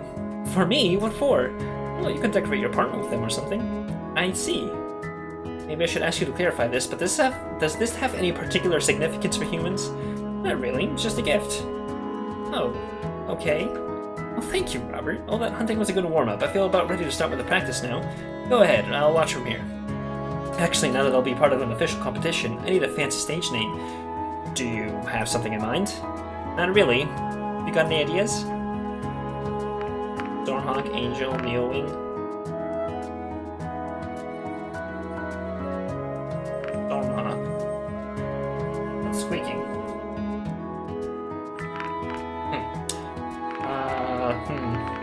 I'm not good with names, as you can tell by my name. Lightning for now, I guess. Lightning. I like the sound of that.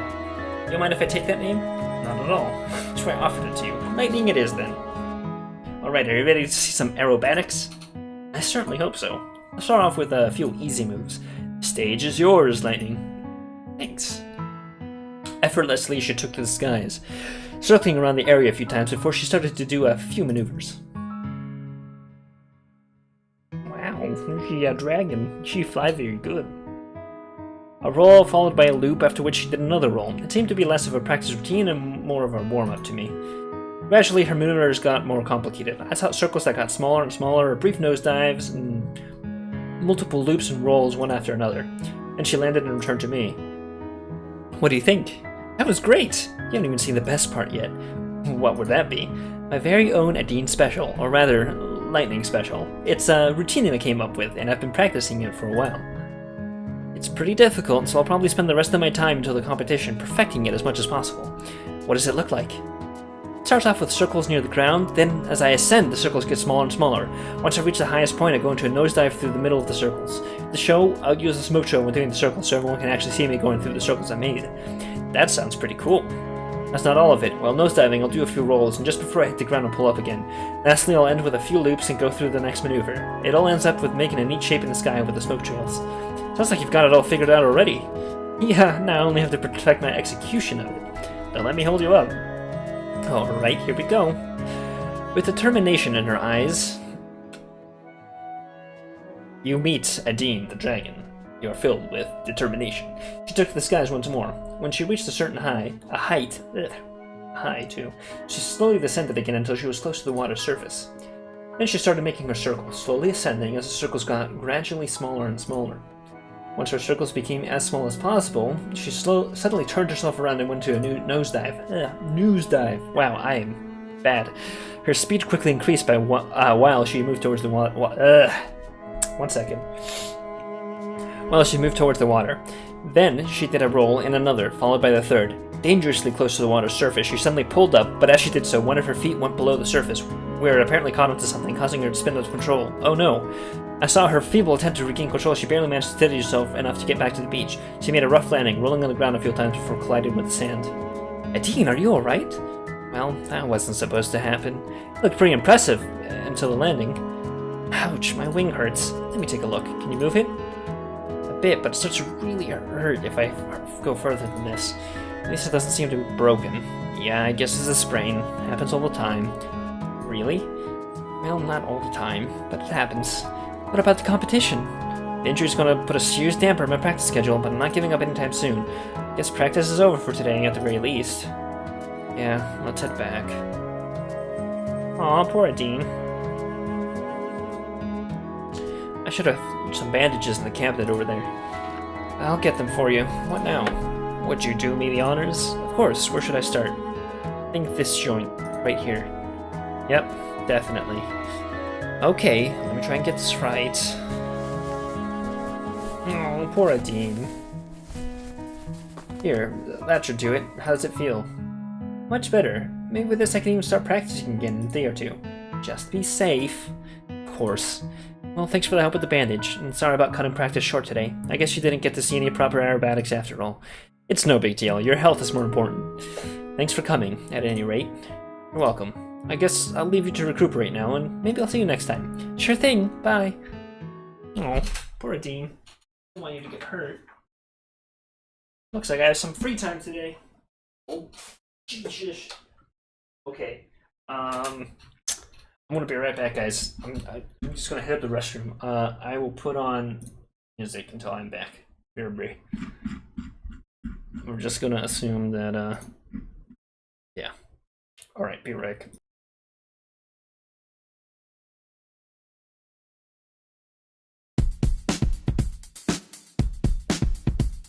George Bernard Shaw says, the single biggest problem in communication is the illusion that it has taken place.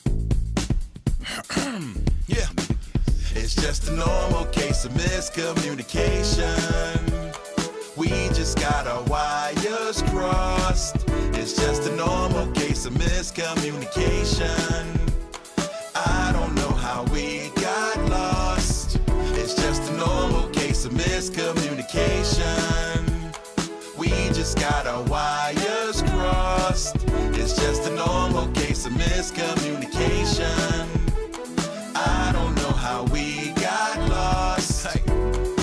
It's like those games we played as lads, and individual whispers in your ear and you pass the secret, and by the time the game concludes, everyone involved is utterly confused. I mistook your friendly glances as intimations you were giving me chances, and it was my lucky day. You gave me play and I knew what to say, and that's such a rarity that is scaring me. You sat near to me and started talking, and I envisioned us walking down the aisle, but that demonstrates stalking. I keep my mouth shut and just stare. You think it's weird, but I don't really care, cause I'm getting tired of playing these games. So girl, let me know if you feel the same. It's just a normal case of miscommunication. We just got our wires crossed. It's just a normal case of miscommunication. I don't know how we got lost. It's just a normal case of miscommunication. We just got our wires crossed. It's just a normal case of miscommunication. I don't know how we got lost. Yo, tell me if the scenario rings a bell. You're texting her, everything is swimmingly well, till your head caps locked by accident. Weird things start happening, and she's like, darling, why you screaming? What's the meaning? I can't even, it's seeming we in for a misdirection. Now it's out the hand like interceptions. Tone of voice can't be read in a text. I'd rather get on the phone instead and get it correct. It's a matter of convenience versus respect, cause if we got a problem, I'll address you direct. Then I was mad cause I use a period. A period? Are you serious? I'm working overtime, and you tripping cause I used the wrong emoticon. It's just a normal case of miscommunication. We just got our wires crossed. It's just a normal case of miscommunication. I don't know how we got lost. It's just just got our wires crossed. It's just a normal case of miscommunication. I don't know how we got lost. You know, it's crazy. You can talk to somebody for years, every single day, and still it won't mean as much as when you have that person right in front of you, not even saying a word sometimes, and feeling that person with your heart and making that connection that can last forever. See, true connections are made with the heart, not with the tongue or with the keypad. Keep that in mind, or this might happen to you again. We out. Alright, I'm back. Sorry about that. I also dropped a piece of my chair's arm fell out, so I don't know what that's about. Anyway, I'm back. Alright, we have some free time today. Okay, looks like I have some free time today. Get some well-deserved rest. No, fuck rest. Are you kidding me? I've got dragons to sleep with. Okay. Oh, man. Bryce did invite me, so I should probably take him up on that. Remy's probably not doing too well, though. Poor guy. Let's go with Bryce. His is definitely gonna get lewd, though. Hey, Robert. Good to see you. Your face? Thanks for the invitation. No need to be so formal. Sure, I'm the chief, but here I'm just Bryce. Wait a minute. Something seems different here. What do you mean? Oh, that's it. We're both sober. I thought we weren't going to mention that. Right. Don't mind the chaos, this is just a temporary arrangement. He led me inside and motioned to the couch. When I took a seat and looked around, I realized that his apartment was obviously designed with only a single person in mind. Some days all you can do is be glad you're over. Long day at work. You know how it is at the police department, especially with everything going on. Isn't this a bad time for me to visit? Heck no, I could use some good company right about now. So, what do you usually do for fun in your world? Me? Fun?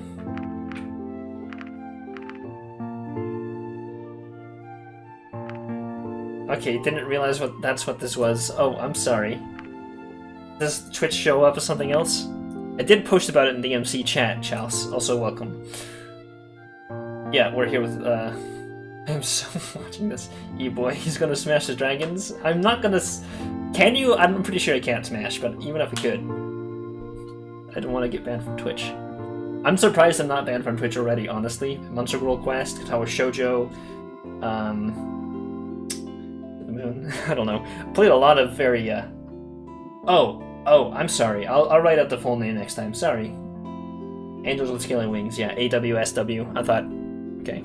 Well, clearly you're not part of the AWSW community. So anyway, they've been grabbing this. It's a good game. It's probably one of the best visual novels I've played in recent memory. Like Katawa Shoujo it's definitely still like top tier, but this is really compellingly well written. Like, yeah, I would definitely rate it up there. That was Shoujo, and this would probably be in the top 2. Have I played any other ones that have been like really that great? I don't think so. I really like this one.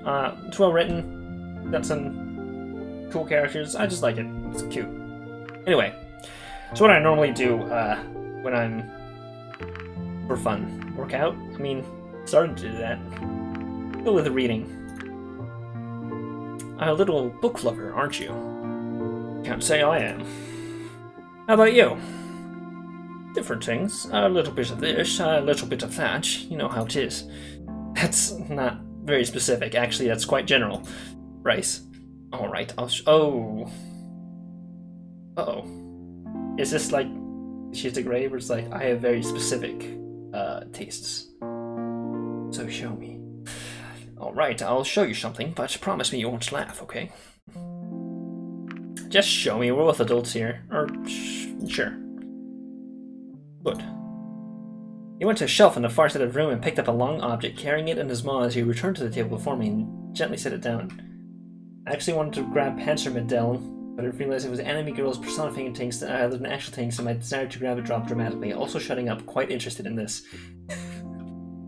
No, don't worry, Charles. Feel free to talk. Panzer Medels, I haven't played through it. My friend has. She really liked it. I was planning to do it, but this game is... I think Panzer Medels is pretty good.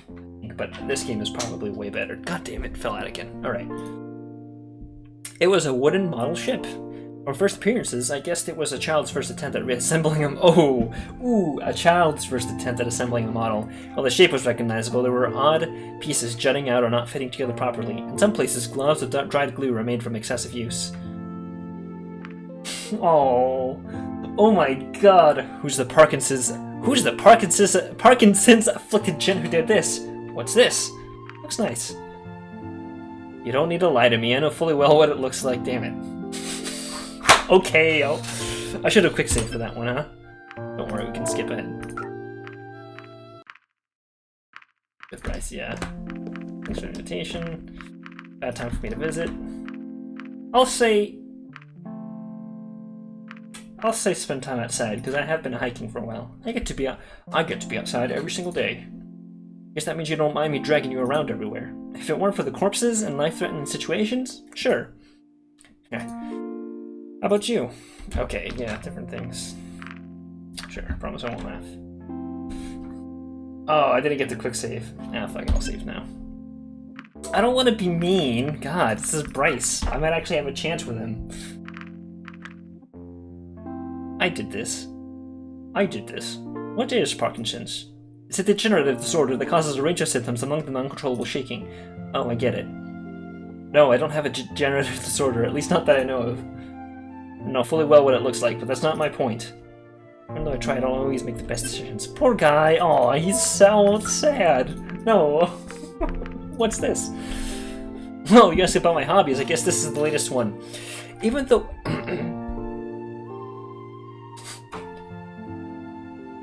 Just let it remain ambiguous. I don't want to be mean. Oh, poor dragons. Since this guy has to deal with umbrage. Alright. Oh my god. Okay. Even though I try, I don't always make the best decisions. I know I'm not the most patient person. But in my line of work, you never know what you're going to throw at you next, so you always have to be prepared. You can't have any exploitable weaknesses.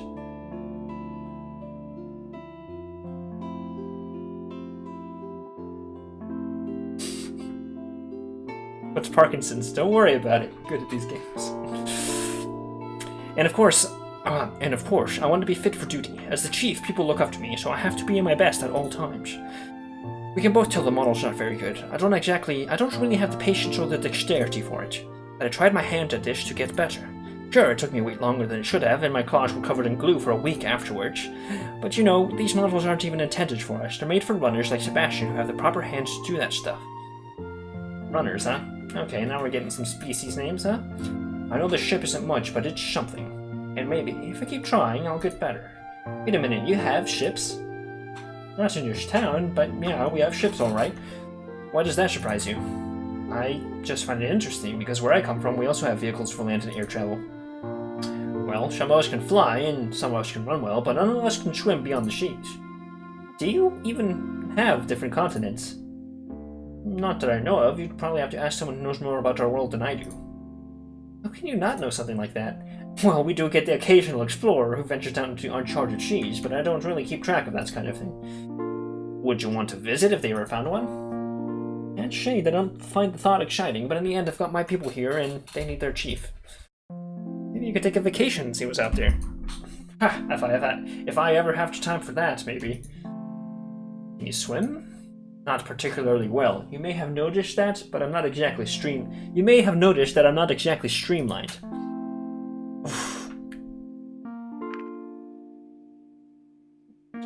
Wow, you could be really mean. Holy hell. No, you're the pinnacle of masculinity.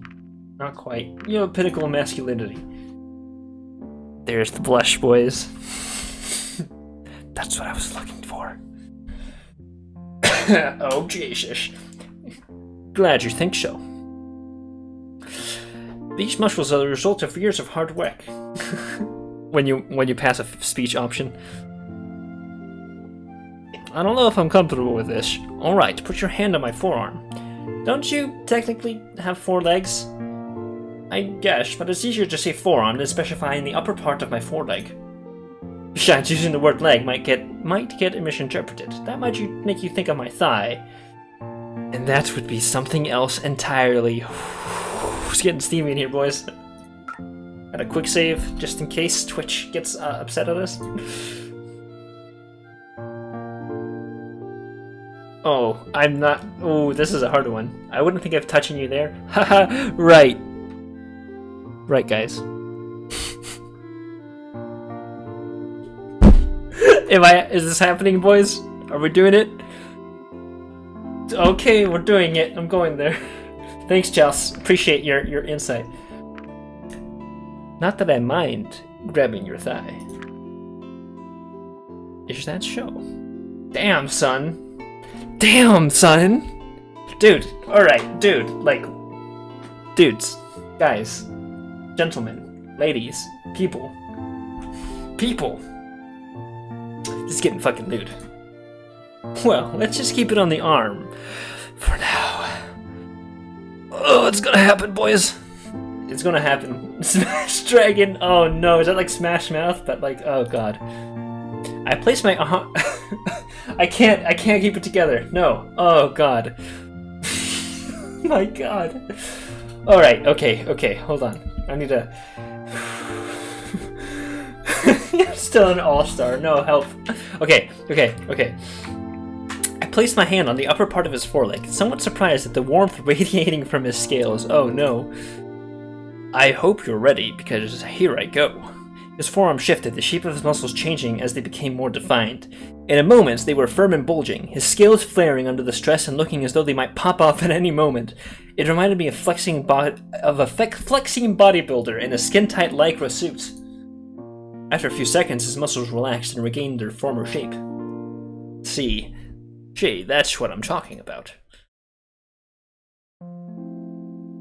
Color me impressed, or flex my own puny muscles. I think color me impressed is the speech option here.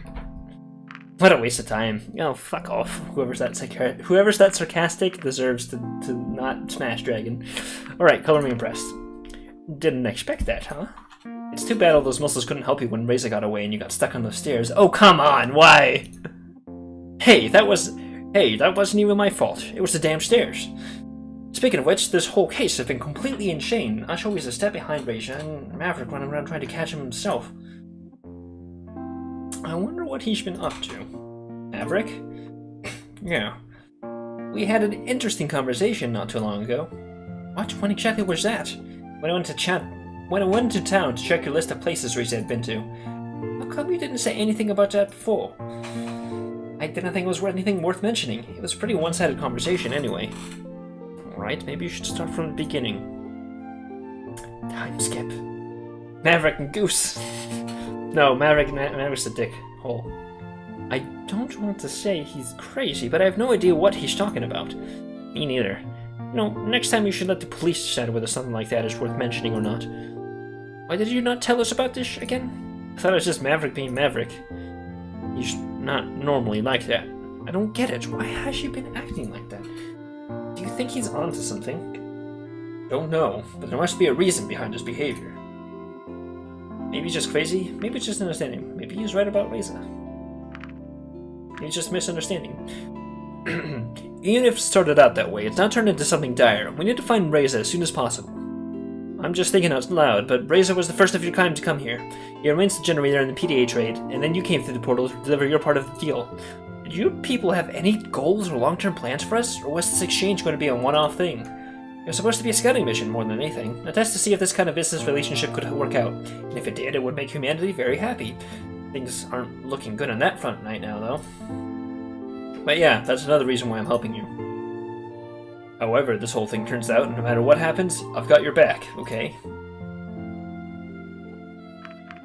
Yeah, likewise. Now that's the spirit. Hey, I'm gonna grab myself a beer. You want one? Thought we didn't want to get drunk again. But sure. Alright. Bryce got up and left through one of the doors to fetch his beer. Yes, you want the beer. Yeah, thank you, Charles. I appreciate you looking out for me, but I think I can handle that one on my own. Get drunk. Guys, I think it's gonna happen. Leaving me alone in the room. Examine the blanket. Okay, so wait. So I can either wait for him to come back, examine the blanket, look at the magazine on the coffee table, or stretch my legs a bit. Charles, I'm gonna need your help for this one. This one I'm gonna actually want your advice on. What do you think? I think waiting is definitely the worst option. Stretching your legs is probably just a little bit above that. I think either examining the blanket or... Yeah, okay, examine the blanket. What an interesting pattern, okay. The way the dark blue stripes contrast against the lighter hue was very pleasing to the eye. It reeks of alcohol and... Alcohol and dragon. You examine Bryce's blanket? That's an achievement? Oh, to dragon. Oh, that's an achievement, apparently. See? Correct choice. Oh my god. Bryce lumbered back through the door, the handle of a beer-filled basket clamped in his maw. He carefully set the blanket, basket on the coffee table and took out the beers one by one. Once he was done, he swallowed the empty basket into a far corner. Ah, me IRL. Help yourself. Help yourself, if you like. Bryce's store-bought beer looked very different from what I had seen in the bar. They were presented in large plastic bowls that were sealed at the top, reminding me of yogurt containers. Oh, that's right. Dragons. He broke the seals of one of the containers with his claw and proceeded to drink it noisily. Sweet, sweet nectar. Always does its job. Can I ask you something? Go for it.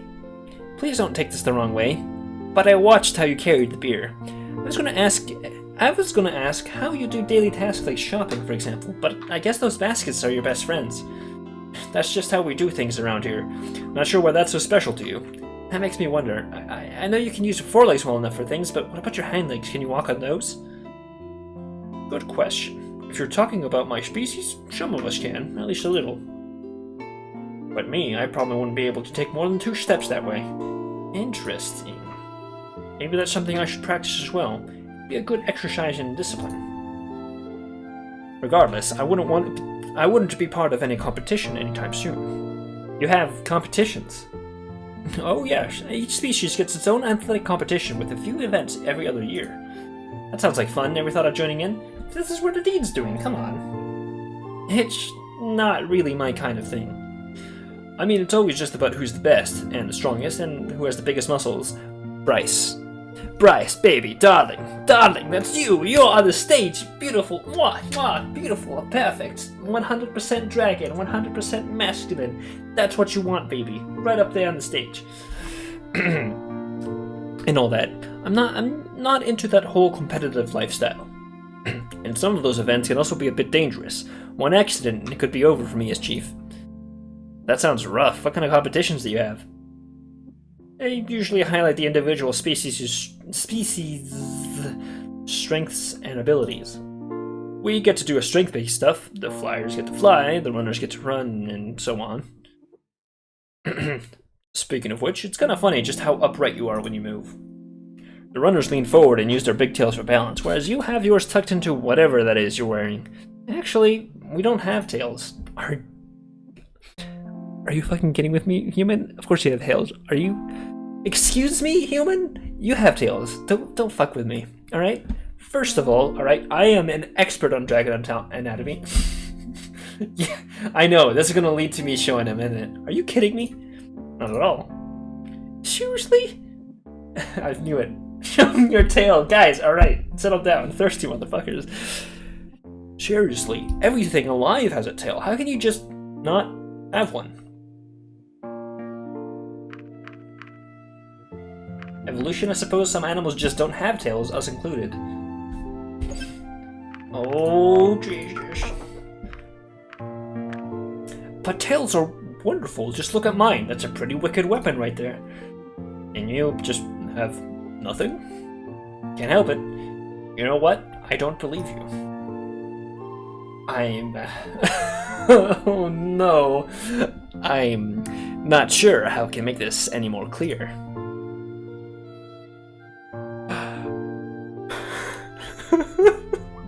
Show me.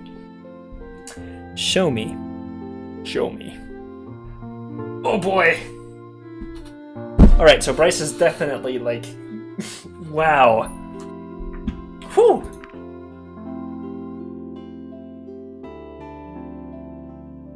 I think it's kind of obvious.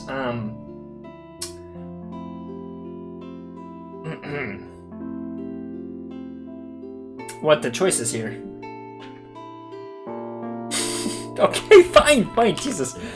I was thinking that I'd get into a fight otherwise, but yeah, okay, show him. Alright. Whatever I say, it's okay. Alright. Here goes nothing.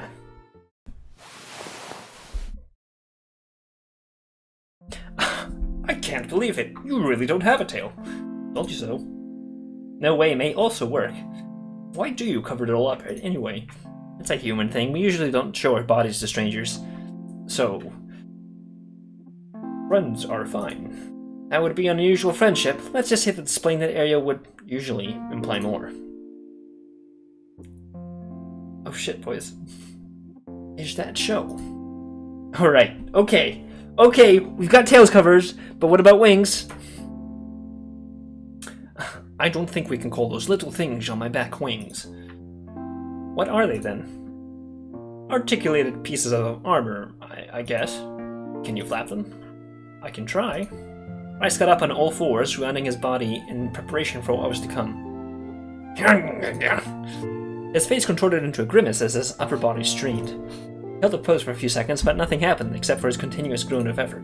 Then suddenly his wings started to move. Slowly at first, they swayed up and down. They gradually picked up speed and moved with a rhythm that could rightfully be called flapping.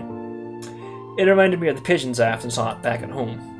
After holding it for a few seconds, he breathed a sigh of relief as he relaxed and flapping motion stopped again.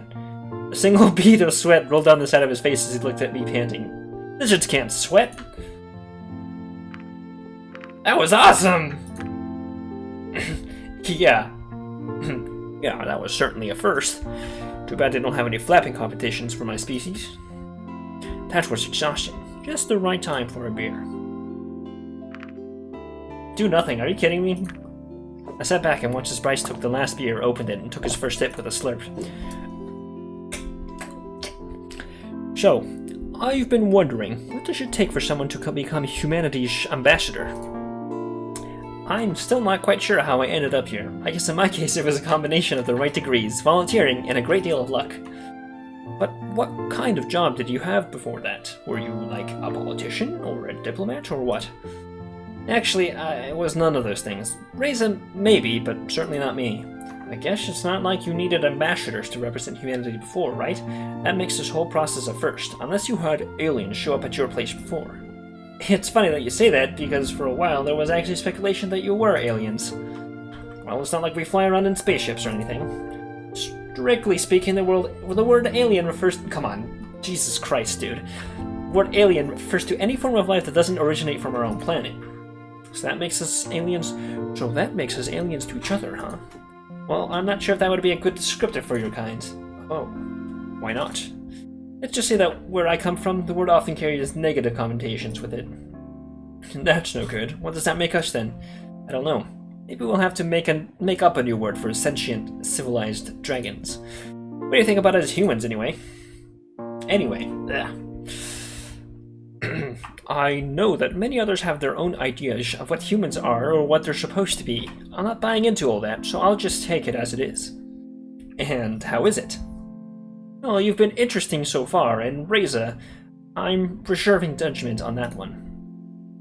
It's so funny to see people talking about humans all the time and what your impressions could mean, while I'm one of the few who's actually gotten to meet you and knows what you're like. And people still don't know about Reza. That'll certainly be interesting. What do you think will happen once the truth about him gets out? I'll start worrying about that once we know what the truth actually is. Good point.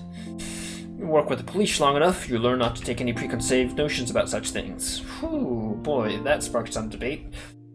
Take things as they are, and do what's necessary. I imagine you've seen many things as chief. I certainly have. They're not usually the kind of thing I should tell people of that, though. Why not? Not sure how it's done where you're from, but here people usually don't like me telling them about the horrible things I see at work.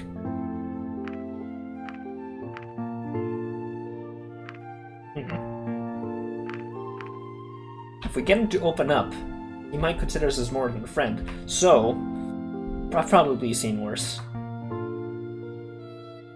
But that might be construed as brushing him off. What? You want to trade stories? Not really. I see. Man, look at time. Spent all afternoon talking. Guess I should be heading back to my apartment. No. No.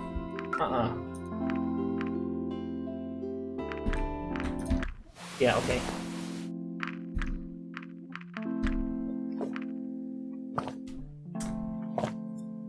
Okay. In that case. I see. It doesn't really matter. I can't get my bone on? Yeah, I'll probably have to wait for the third visit. This is only the second. Oh, man. That would have been cool, though. Man, look at the time. We spent all afternoon talking. Guess I should be heading back to my apartment. Yeah, it's getting pretty late, and I still have to prepare some stuff for tomorrow. Can you find your way out? Yeah. You soon, then. See ya. Lame. But I think I scored some major fucking points. Oh, chapter 4. Loss. Passion? What? Intuition? What? I didn't visit any of these three guys. Dudes. Also, didn't visit, third visit to get your bone on. Yeah, standard date procedure. Yep, definitely is. Yeah, I didn't visit Anna, Lorem, or Remy. Remy I visited once, Adine 3 times, I think, and Bryce twice. Well, Anna's dead, so whatever. I awoke with my eyes fixed on the ceiling wallpaper. Nice try. I know what you're trying to do with that passion. Not passion. Loss. That PNG. A sense of dread lingered from a nightmare no longer remembered. How many more times would I see this apartment before I returned to my own world? Or before something happened to me? Got ready for the day and tried to shake off those thoughts. Damn. Every day. Alright guys, we're gonna go for like 19 more minutes or something like that. Hey, Robert. And right on the minute. You should show up at this time every day, like clockwork. Clocks are reliable, and reliable is good in this line of work. Oh, that was rude. I'm so sorry, guys. I've got something for you. An envelope from the facility. Oh, these are the results from the test Anna ran on my blood. You must have sent this before she was... No, it's no use thinking about that now. Maybe the test result will be able to help us. Let's see. Rockle similarities in genetic makeup, particularly of the brain structure. Oopsies. Oh, I suppose this isn't the only reason you're here. The Chief will explain everything once we get there. Let's not keep him waiting, shall we? The Chief. Solid results. But the Chief's temporarily suspended, unless we're talking about... But this is the Chief. We've been to the Chief's house. We arrived at a place that would look like an ordinary house, had it not been for its extraordinary size. Oh no, this is Amira's home, isn't it? It reminded me more of a hostel than a family home. Chief! There you are. Wait, weren't you supposed to be with Amira? Luckily, she doesn't work every day of the week. I see.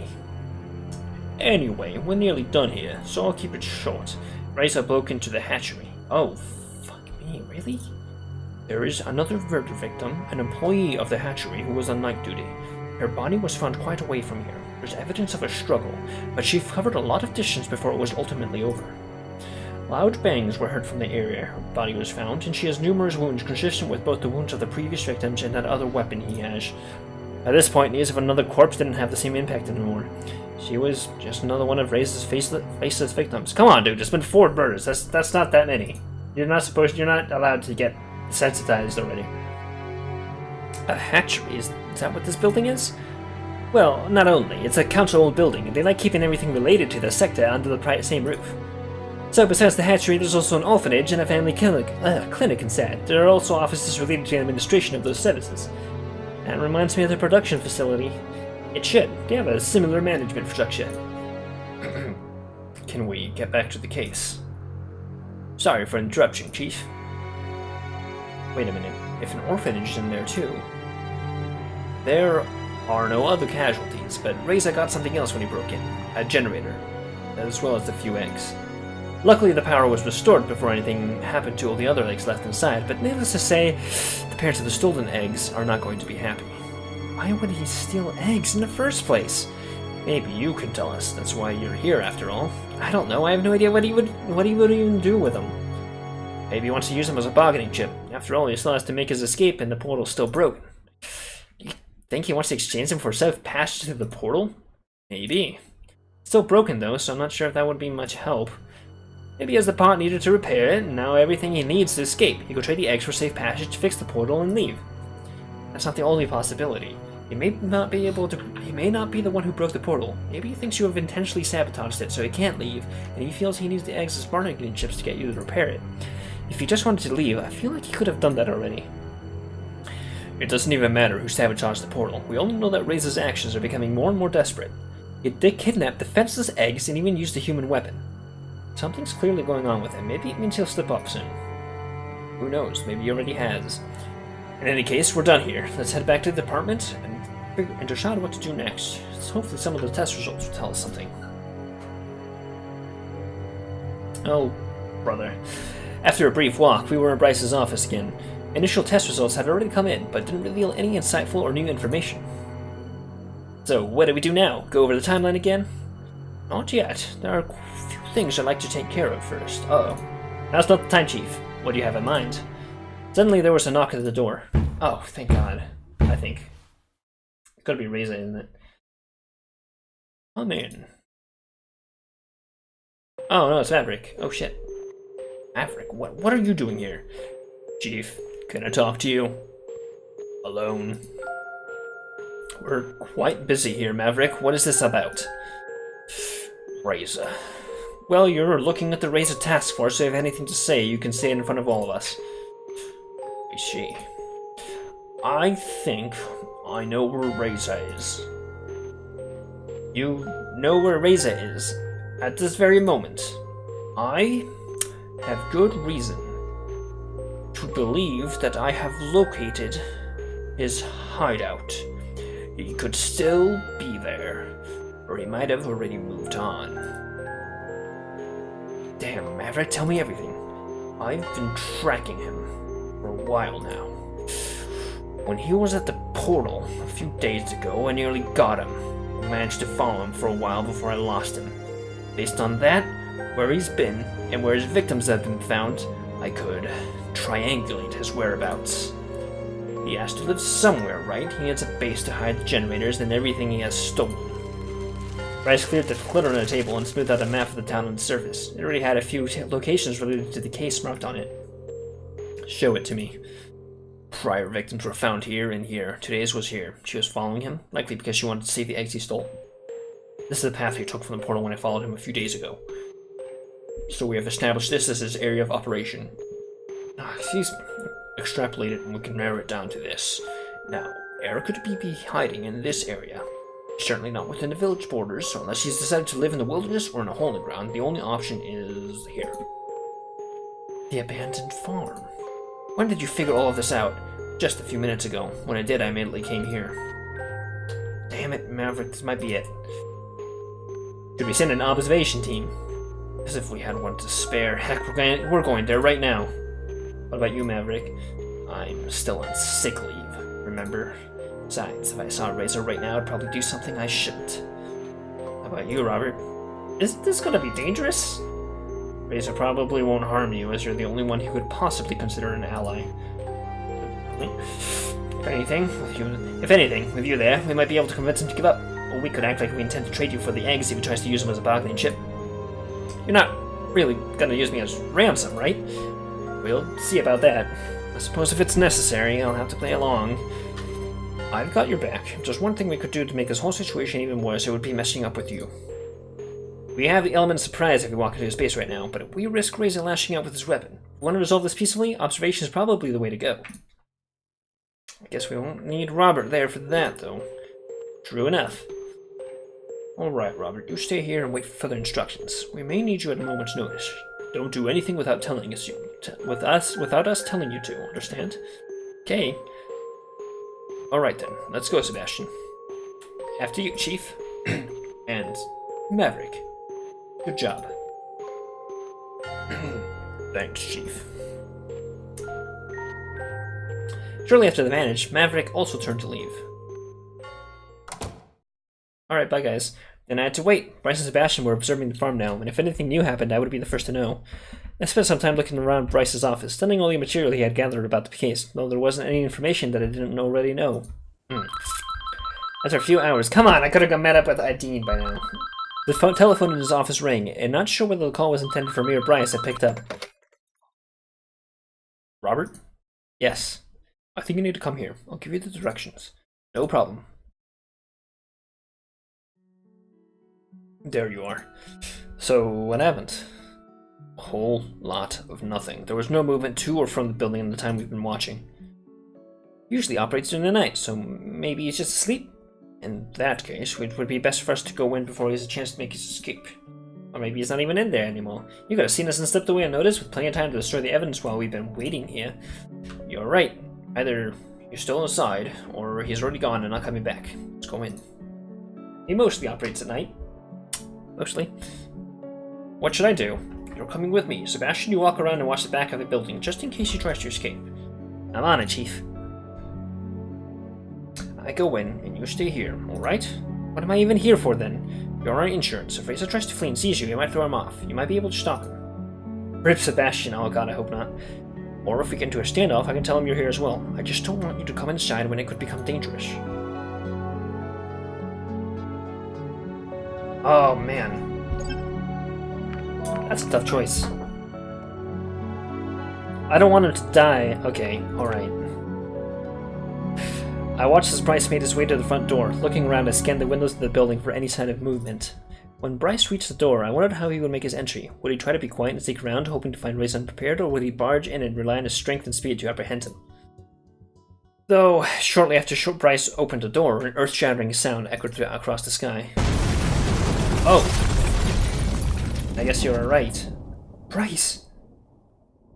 No, oh Jesus. No.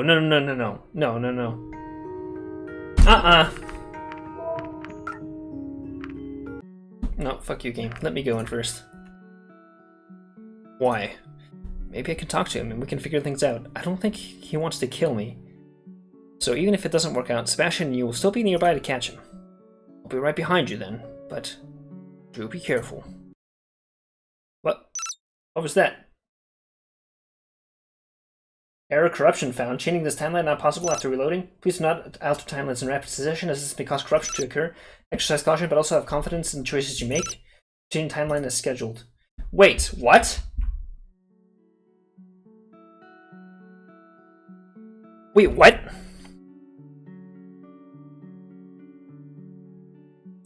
Excuse me? No, what? No. No,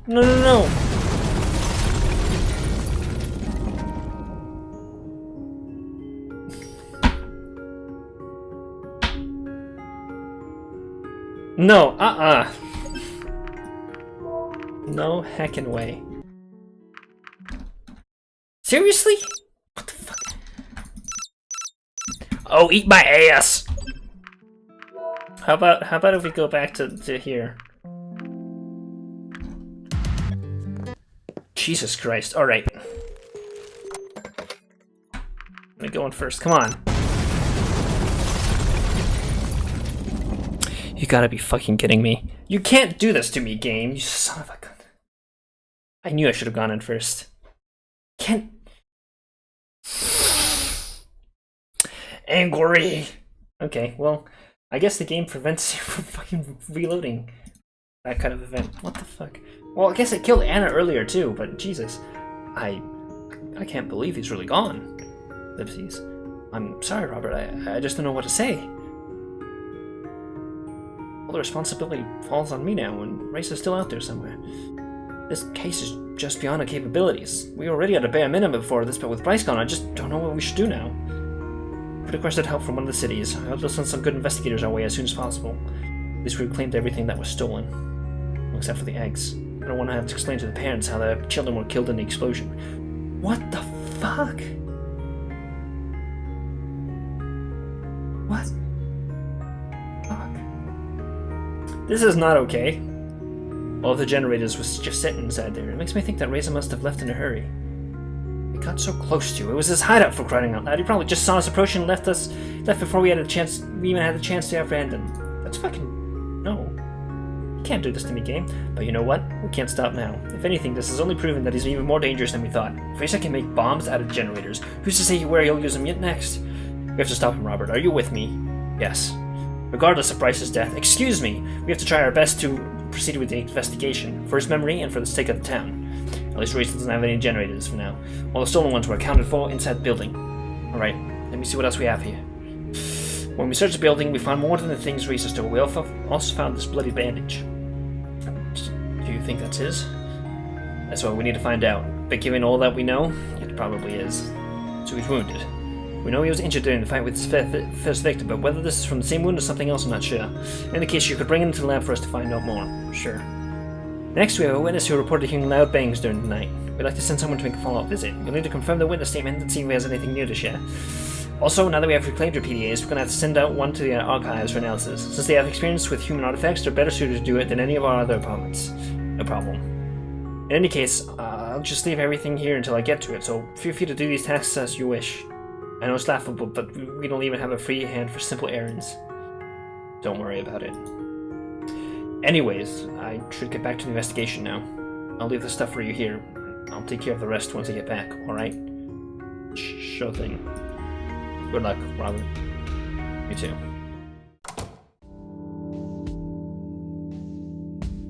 I don't want to play this game anymore.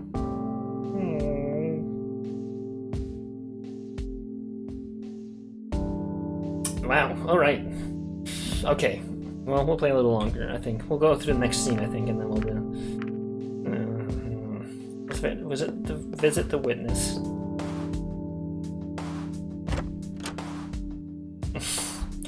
Can I help you? You must be Ipsum. Oh no, Lorem Ipsum Dolores Citanet. Is that right? Yes. I'm working with the police and hoped you could answer a few questions. Oh. Do you have any news about my roommate? This is about the noises you heard last night. What's going on with your roommate? He went missing a few days ago. I already talked to someone from the police about this, but I haven't heard back from them since. I'm sorry, this is the first I've heard about this. I don't know what happened to him. He didn't go on vacation, nor did he suddenly decide to visit. Jesus Christ, Razor, fuck you. He decided to visit the next town. I know if he did, he would have told me. Honestly, I find it odd that when someone goes missing, I don't hear back for several days. But when I hear about loud banging noises during the night, the police send someone over immediately. I'm sorry, but I don't want to talk about this right now. Come on, all the witnesses are fucking lame. You know, take advantage of the facility, okay? That was... I hope this is the right place. Can I help you? Yeah, I'm just dropping this evidence off on behalf of the police. From the Razor case, right? I already read their memo. Yep. Well, here you go. Thanks, I'll get right to it. Is that literally it? Jesus Christ, alright. Thanks for the help. Now that the facility has received the bandage, maybe we'll discover something new. I'll take care of the remaining tasks, so you can take the rest of the day off. I'm sure you have things to do other than helping the police department. It's no problem, really. My trip to your world wasn't supposed to be a vacation. Alright then. I'll see you next time. See you. This is fucking bullshit. After this fateful day, I was glad to finally have some sort of respite. Or respite. I wandered into the kitchen as I considered tonight's dinner. To cook something or order out. When I returned to the living room, I suddenly found my strength leaving me and collapsed to the floor. Ouch. The next thing I saw was a blurry stone ceiling. As my eyesight slowly returned, I managed to sit up. I was in a cave, and before me stood a familiar, mysterious face. Oh, this fucking boy again. I apologize for the violence, but I can assure you it was the easiest way. Where am I? Is this your hideout? Just a temporary accommodation so we can be undisturbed for this meeting. Someone else used to live here until recently. Do you know who I am? Well, you're not Reza. Good. What did it take for you to figure this out? As you're not whispering anymore, I can hear it clearly in your voice. I have a feeling that you couldn't be him since the first time we met, though. Which first time are you talking about? The generator in the cellar, when you pushed me. I see. You can call me the administrator. Now, the humans are supposed to be here, though. I assume that's why you're not wearing that mask. You don't want to be recognized. That is correct. Whoever you are, you also saved my life. On more than one occasion. Your presence here doesn't make any sense. You couldn't have come through the portal. The dragons would have noticed. This is where you are wrong. My arrival through the portal is what led the dragons to discover it in the first place. Is that so? When I crawled from the hole in the earth that hit the portal, there were no guards to discover me, and my parents exposed the portal, but the dragons didn't know it was there yet. So you arrived even before Reza, that makes you the actual first human to ever come to this world. That is more true than you might think. Just who are you, then? I may have arrived through the portal like you, but my story is very different. Sorry. Before the fall of humanity, I was an engineer. I was part of a team that was formed to create bioweapons. Our task was to create these bioweapons in a country where the development hadn't yet been regulated or outlawed. These weapons were planned to be a low-cost alternative for poor countries to wage war. What the? Okay, so they would no longer have to rely on expensive drones and machines for warfare. I was to set up the lab where our bioweapon development would take place. It was a clandestine operation, set to be in the middle of the wilderness. The laboratory was an independent research and living unit, and provided everything we needed without having to rely on external resources or even an existing power grid.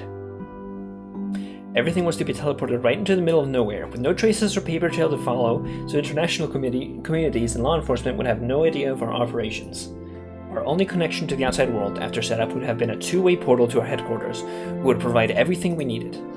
While we could already teleport individual people, teleporting a whole building was another matter entirely. Our solution was matter compression technology, incredibly expensive, but operating in the grey market was also very lucrative. The technology behind it was much more complicated than even teleportation, despite being based on it. Jesus Christ. There's a lot of technical shit going on here, guys.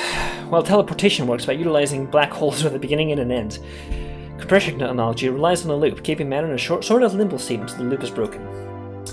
Working with black holes was very complicated to begin with, but this shape required much more finesse and thus was much more expensive.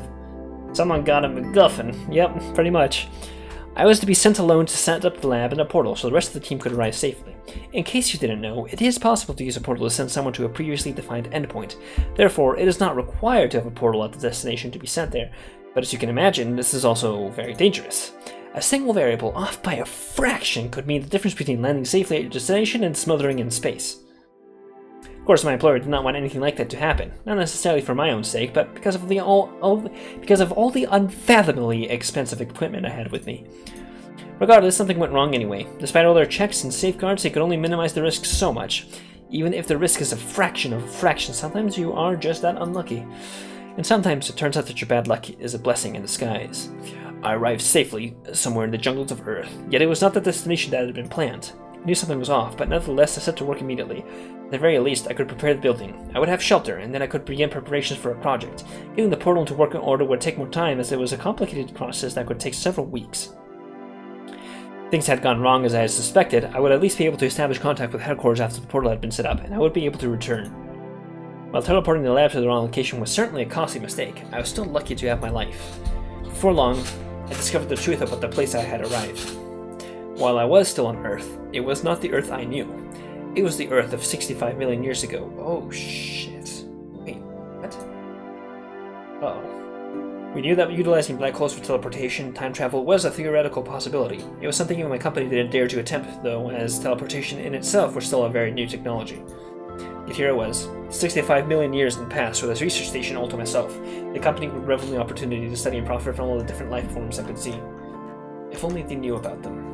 I spent a few weeks setting up the portal's plan. Excuse me. Yet when I tried to re-establish contact with my employer, I was met with silence. Despite the time discrepancy, the portal should have been able to find my companies in the present. For a black hole, sending something through time is no different than sending something through space. However, when we built the portals, we gave them a specialized configuration. It was only possible to travel through space by aligning them across the time axis.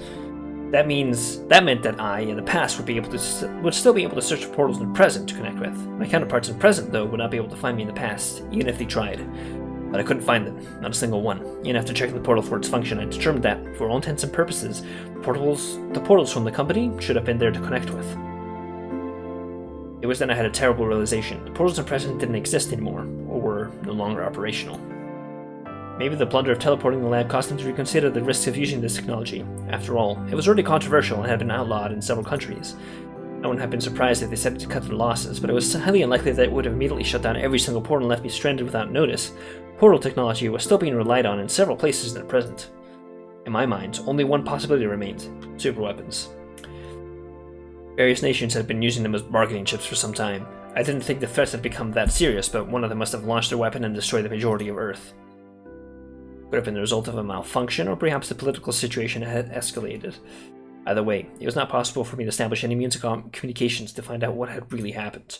I could have sent myself back into the present with the right coordinates, but this was a risky endeavor, and I also had to ask myself if it was a present I wanted to return to. I wasn't sure if anything was even left of our world. The aftermath, or a possible retaliatory strike, would take care of the rest.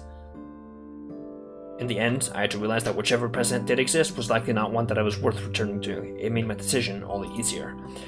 Instead of returning to a destroyed civilization, I saw an opportunity. Rather than creating bioweapons, I could use the lab to create a new civilization, shaped by my own ideals. I had all the necessary data and the most modern methods and machines at my fingertips. He created the dragons. No fucking way. Besides, most of the processes had already been automated. In the end, I still used the lab for what had been created for, using human and normal and animal DNA to create beings that were mostly animal but possessed a great intelligence that allowed them to learn whatever we wanted them to. I didn't have any animal samples sent with me when I initially arrived, I collected them from the sources available to me. Automated processes mixed the DNA further across the samples. New abilities were added, like enhanced armor, flight, and spit weapons to make the new creatures more effective in combat. The result was a number of different species, each tailored and optimized to fill a specific role in a war situation. God fucking damn it! Oh, I'm angry at this guy. No! I want my dragon wife, god damn it. Hormones allowed me to speed up their growth, and with the lab's learning program, they could be educated in whatever manner I saw fit. My first concern was self-sufficiency. They needed the kind of knowledge that would enable them to come together as their own independent society.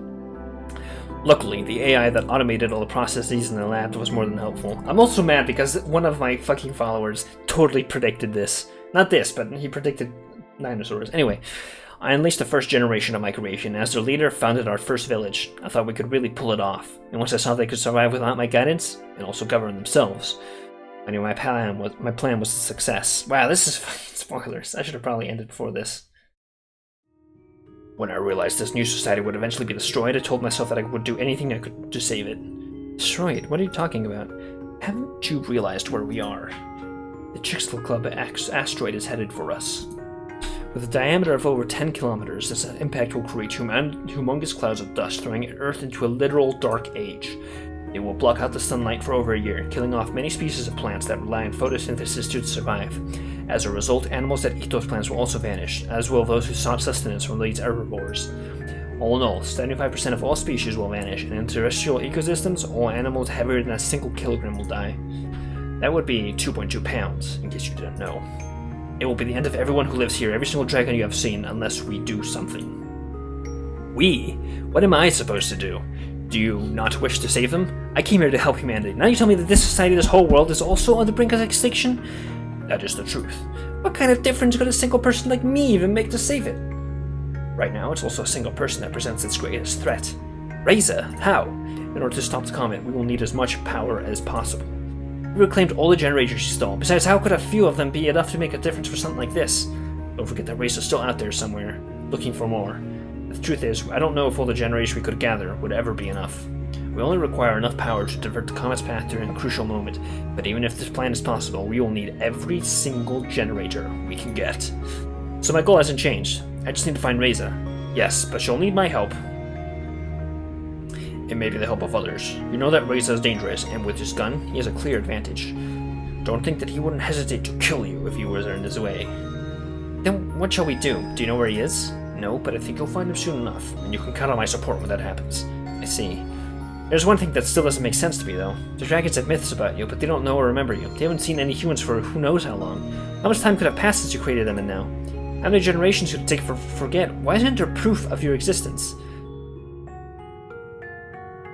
I don't know exactly how long it's been, myself. When I realized what time period I was in and that my creation was about to be wiped out in the future, I wanted to go to that future and see what they had become. I disabled the portal's time access safeguards and thus enabled it to connect with others in different times. That also included that very same portal in the future. With the generator of our lab being able to supply the portal with power for an indefinite amount of time, I was able to travel to any point in the future I wanted to. The entry and endpoint of the black hole would be along the same place in the same portal, with the way travel being just along the same time axis. Since I could now search for the connection points in any time period, I could look for my own portal in the future and pinpoint the exact moment its signal stopped. A comment. Exactly. Find the specific point in time and travel to a future that was as close to that event as I could safely manage. When I arrived here, my escape from the portal's hiding place led to a discovery by the dragons. It and the laboratory were unearthed. I still don't understand how our portal found yours, or why we ended up arriving at this particular time period. The portal you found was no doubt one of my company's. You must have been connected before, so the corresponding data for the connection already existed when you found it. I'm not sure that I could bypass the anti-time travel safeguards, though. Was it completely operational when you found it? No, it took a little bit of tinkering. I'll be jumping the hardware safeguard in the process. Now consider that connected portals travel along the time axis together. Data for their beginning and endpoints are adjusted automatically. Otherwise, we wouldn't be able to transport anything from one place in the world to another without also sending it through time. Since these two portals must have been connected at some point, corresponding data for the connection between these two portals already existed. When using the same connection... Jesus Christ, that's a lot of technical battle. When using the same connection without changing any of the data, this would mean that the time discrepancy between these two portal times will progress linearly for them. I'm not sure I understand.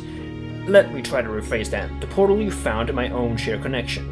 However, while the connection is launched to a certain place, which is wherever the portal is at that very moment, it's not connected to a specific point in time. For us and the physical machines that are portals, time passes linearly and we can't do anything about that. However, for the black holes, this isn't the case. Just as their entry and endpoints can be in different places, they can also be in different times. In order to not send something through time when we just want to transport something from one portal to another, the portals are anchored together in such a way that the time data is automatically synchronized. Essentially, this means that ever since you arrived in this world, the same amount of time that has passed for you has also passed in the place where you came from. I see, so despite being in different time periods, time still passes linearly on both sides of the portals. Otherwise, it would have not been possible for you to send messages back and forth to each other. If they were not synchronized, the portals on both sides would stay connected, not only to a single point in space, but also to a single point in time, thus making proper two-way connection impossible. However, this is the only possibility of connection. Oh, Christ. That has been already forged. If we wanted to, we could also use our portal to send you back to your own time period, but to a moment before Reza even arrived here. That would mean there would be two of me, right? Wouldn't that cause a time paradox? I can only tell you that it would work. No one has studied time travel before, though, so if there were any consequences, then I'm not sure of them. Most likely, an entirely new timeline would be created. There would be a timeline without a Robert altogether. In the new one, there would be two of you. This is becoming way too complicated. I apologize. To come back to your original question, I am not sure how much time passed between the time I left my newborn society and now. Since the portal was not designed for time travel, I have no way of knowing its variables translated to our perception of time. It could have been thousands or even millions of years. How could the portal, even its power source, feel operational after all this time? The portal receives its power from a generator in the lab. These units were fitted with the absolute best technology we had to offer. It is designed to provide sustainable power completely independently from any already existing network or power lines. It gains energy from many sources: sun rays, earth's heat, and movement, just to name a few. Keep in mind that it had to power a whole laboratory and research station while also providing energy required for all of its inhabitants and associated energy expenditures. Taking its power from Earth itself, a generator like this could continue providing power to the lab indefinitely. Speaking of which, why haven't I seen a single dinosaur since I arrived? It seems that the Dragon Society expanded over the whole continent. Many still hung on their own for sustenance, and as such the original species they were based on have mostly vanished, as in direct competition ours proved to be far superior. Also, they have probably taken measures against having great predators roam their cities and villages. Yet, while the dragon population has increased tremendously, I found that by and large, their society as a whole has not changed much. That way everything here looks like it was made for humans? I suppose so. The only program I initially used gave the knowledge about things and how to create them, yet of course those were only human inventions and designs. Did they never once stop to think they should adjust how certain things look? A lot of the furniture and objects I've seen look very impractical for a dragon. I was surprised at that too, but I have an explanation for this phenomenon. Don't forget that their genome was designed by an AI program to make them into effective bioweapons. The idea was to have them indoctrinated at a young age. After reaching adolescence, their learning capacity would be greatly diminished. This would result in subjects that would stay loyal and unlikely to change their desired behaviors. Instincts also play a role. I imagine they are very much at odds with their learned behavior. Instincts in animals never change, and instinctual behaviors will always be there. Christ, dude. Oh, man, I'm sorry. This is a very different from the rest of the game. If a given trait has been programmed into the genome as an instinct, it is not very likely to change even through numerous generations. You can see the result of this here. While I initially made them learn a certain set of values and knowledge, I found that the expressions of those ideas has hardly changed. After I was gone, each new generation learned from its elders, and much of the initial knowledge and information was retained through all this time. Their genome as a whole did change, however, which was unavoidable over time. If they had been used as bioweapons as intended, it would have been nothing more than an army of identical clones. While I can see subtle changes in behaviors as a result, some traits are still very much present in them. They are content with what they have and don't strive for more. They don't innovate or change. Technological breakthroughs or new inventions are a rarity. It's quite the opposite, really.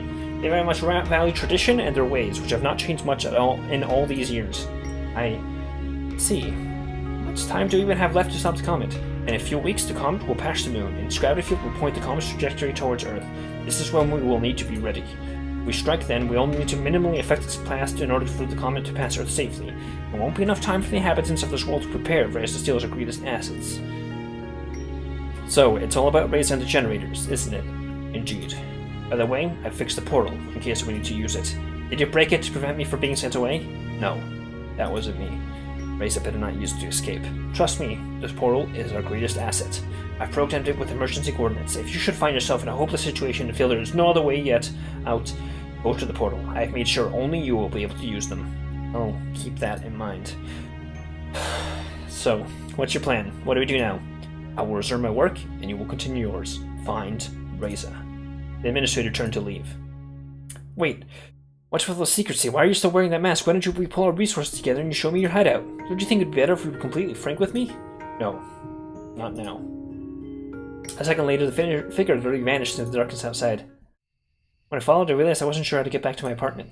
Surrounded by trees and a blanket of night, it was hard to make out where I stood. After wandering through the underbrush, I realized that the lights on the horizon had to be coming from the village, and I made my way back. I returned to my apartment without much trouble. When I looked at the clock, I was surprised to see how much time had passed. Not having anything left to do for the day, I soon fell into a deep slumber. Christ, that was the fucking information dump. Alright, that's good.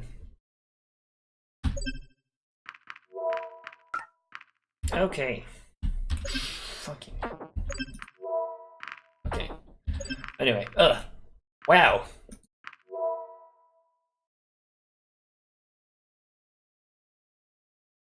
Didn't even realize this. Holy hell.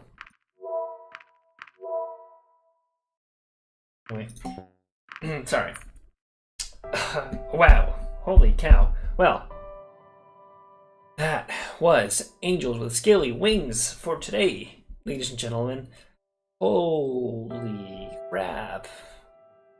Oh, that's a lot of crap going. That's a lot of stuff that happens in one session. Alright. So, quick recap. Bryce died. Sebastian's police chief now. Administrator is the human that created all the stuff. Adine, still cute. Amira is cunt. And Remy, still cute. Okay. Wow. Well, that was Angels with Scaly Wings, ladies and gentlemen. Mostly gentlemen. Probably no one, actually. Anyway, thanks a lot for watching, guys. Tuning into my stream and whatnot. Yeah, we'll probably... yeah, basically, all in all, we're getting into Smash Bryce. Rip in peace. Next playthrough, though. Next playthrough. As I was saying, thanks so much for watching. Probably gonna stream again next Wednesday. Well, I will try to have some impromptu streams coming up here. Throughout days that I have the time to do that. Anyway, so, as always, you guys know where to catch me. Discord, Steam, mostly that. Discord, Steam, and Twitter. All the links are down there. This stream will be going onto my channel probably tomorrow, onto my second YouTube channel. I will likely be having a video essay going up on my main channel this weekend. So yeah, be on the lookout for that. Other than that, yeah, thanks for watching. Do what you need to do to follow me, and I'll see you guys next time. Holy crap. This is gonna get intense, guys. Alright, guys.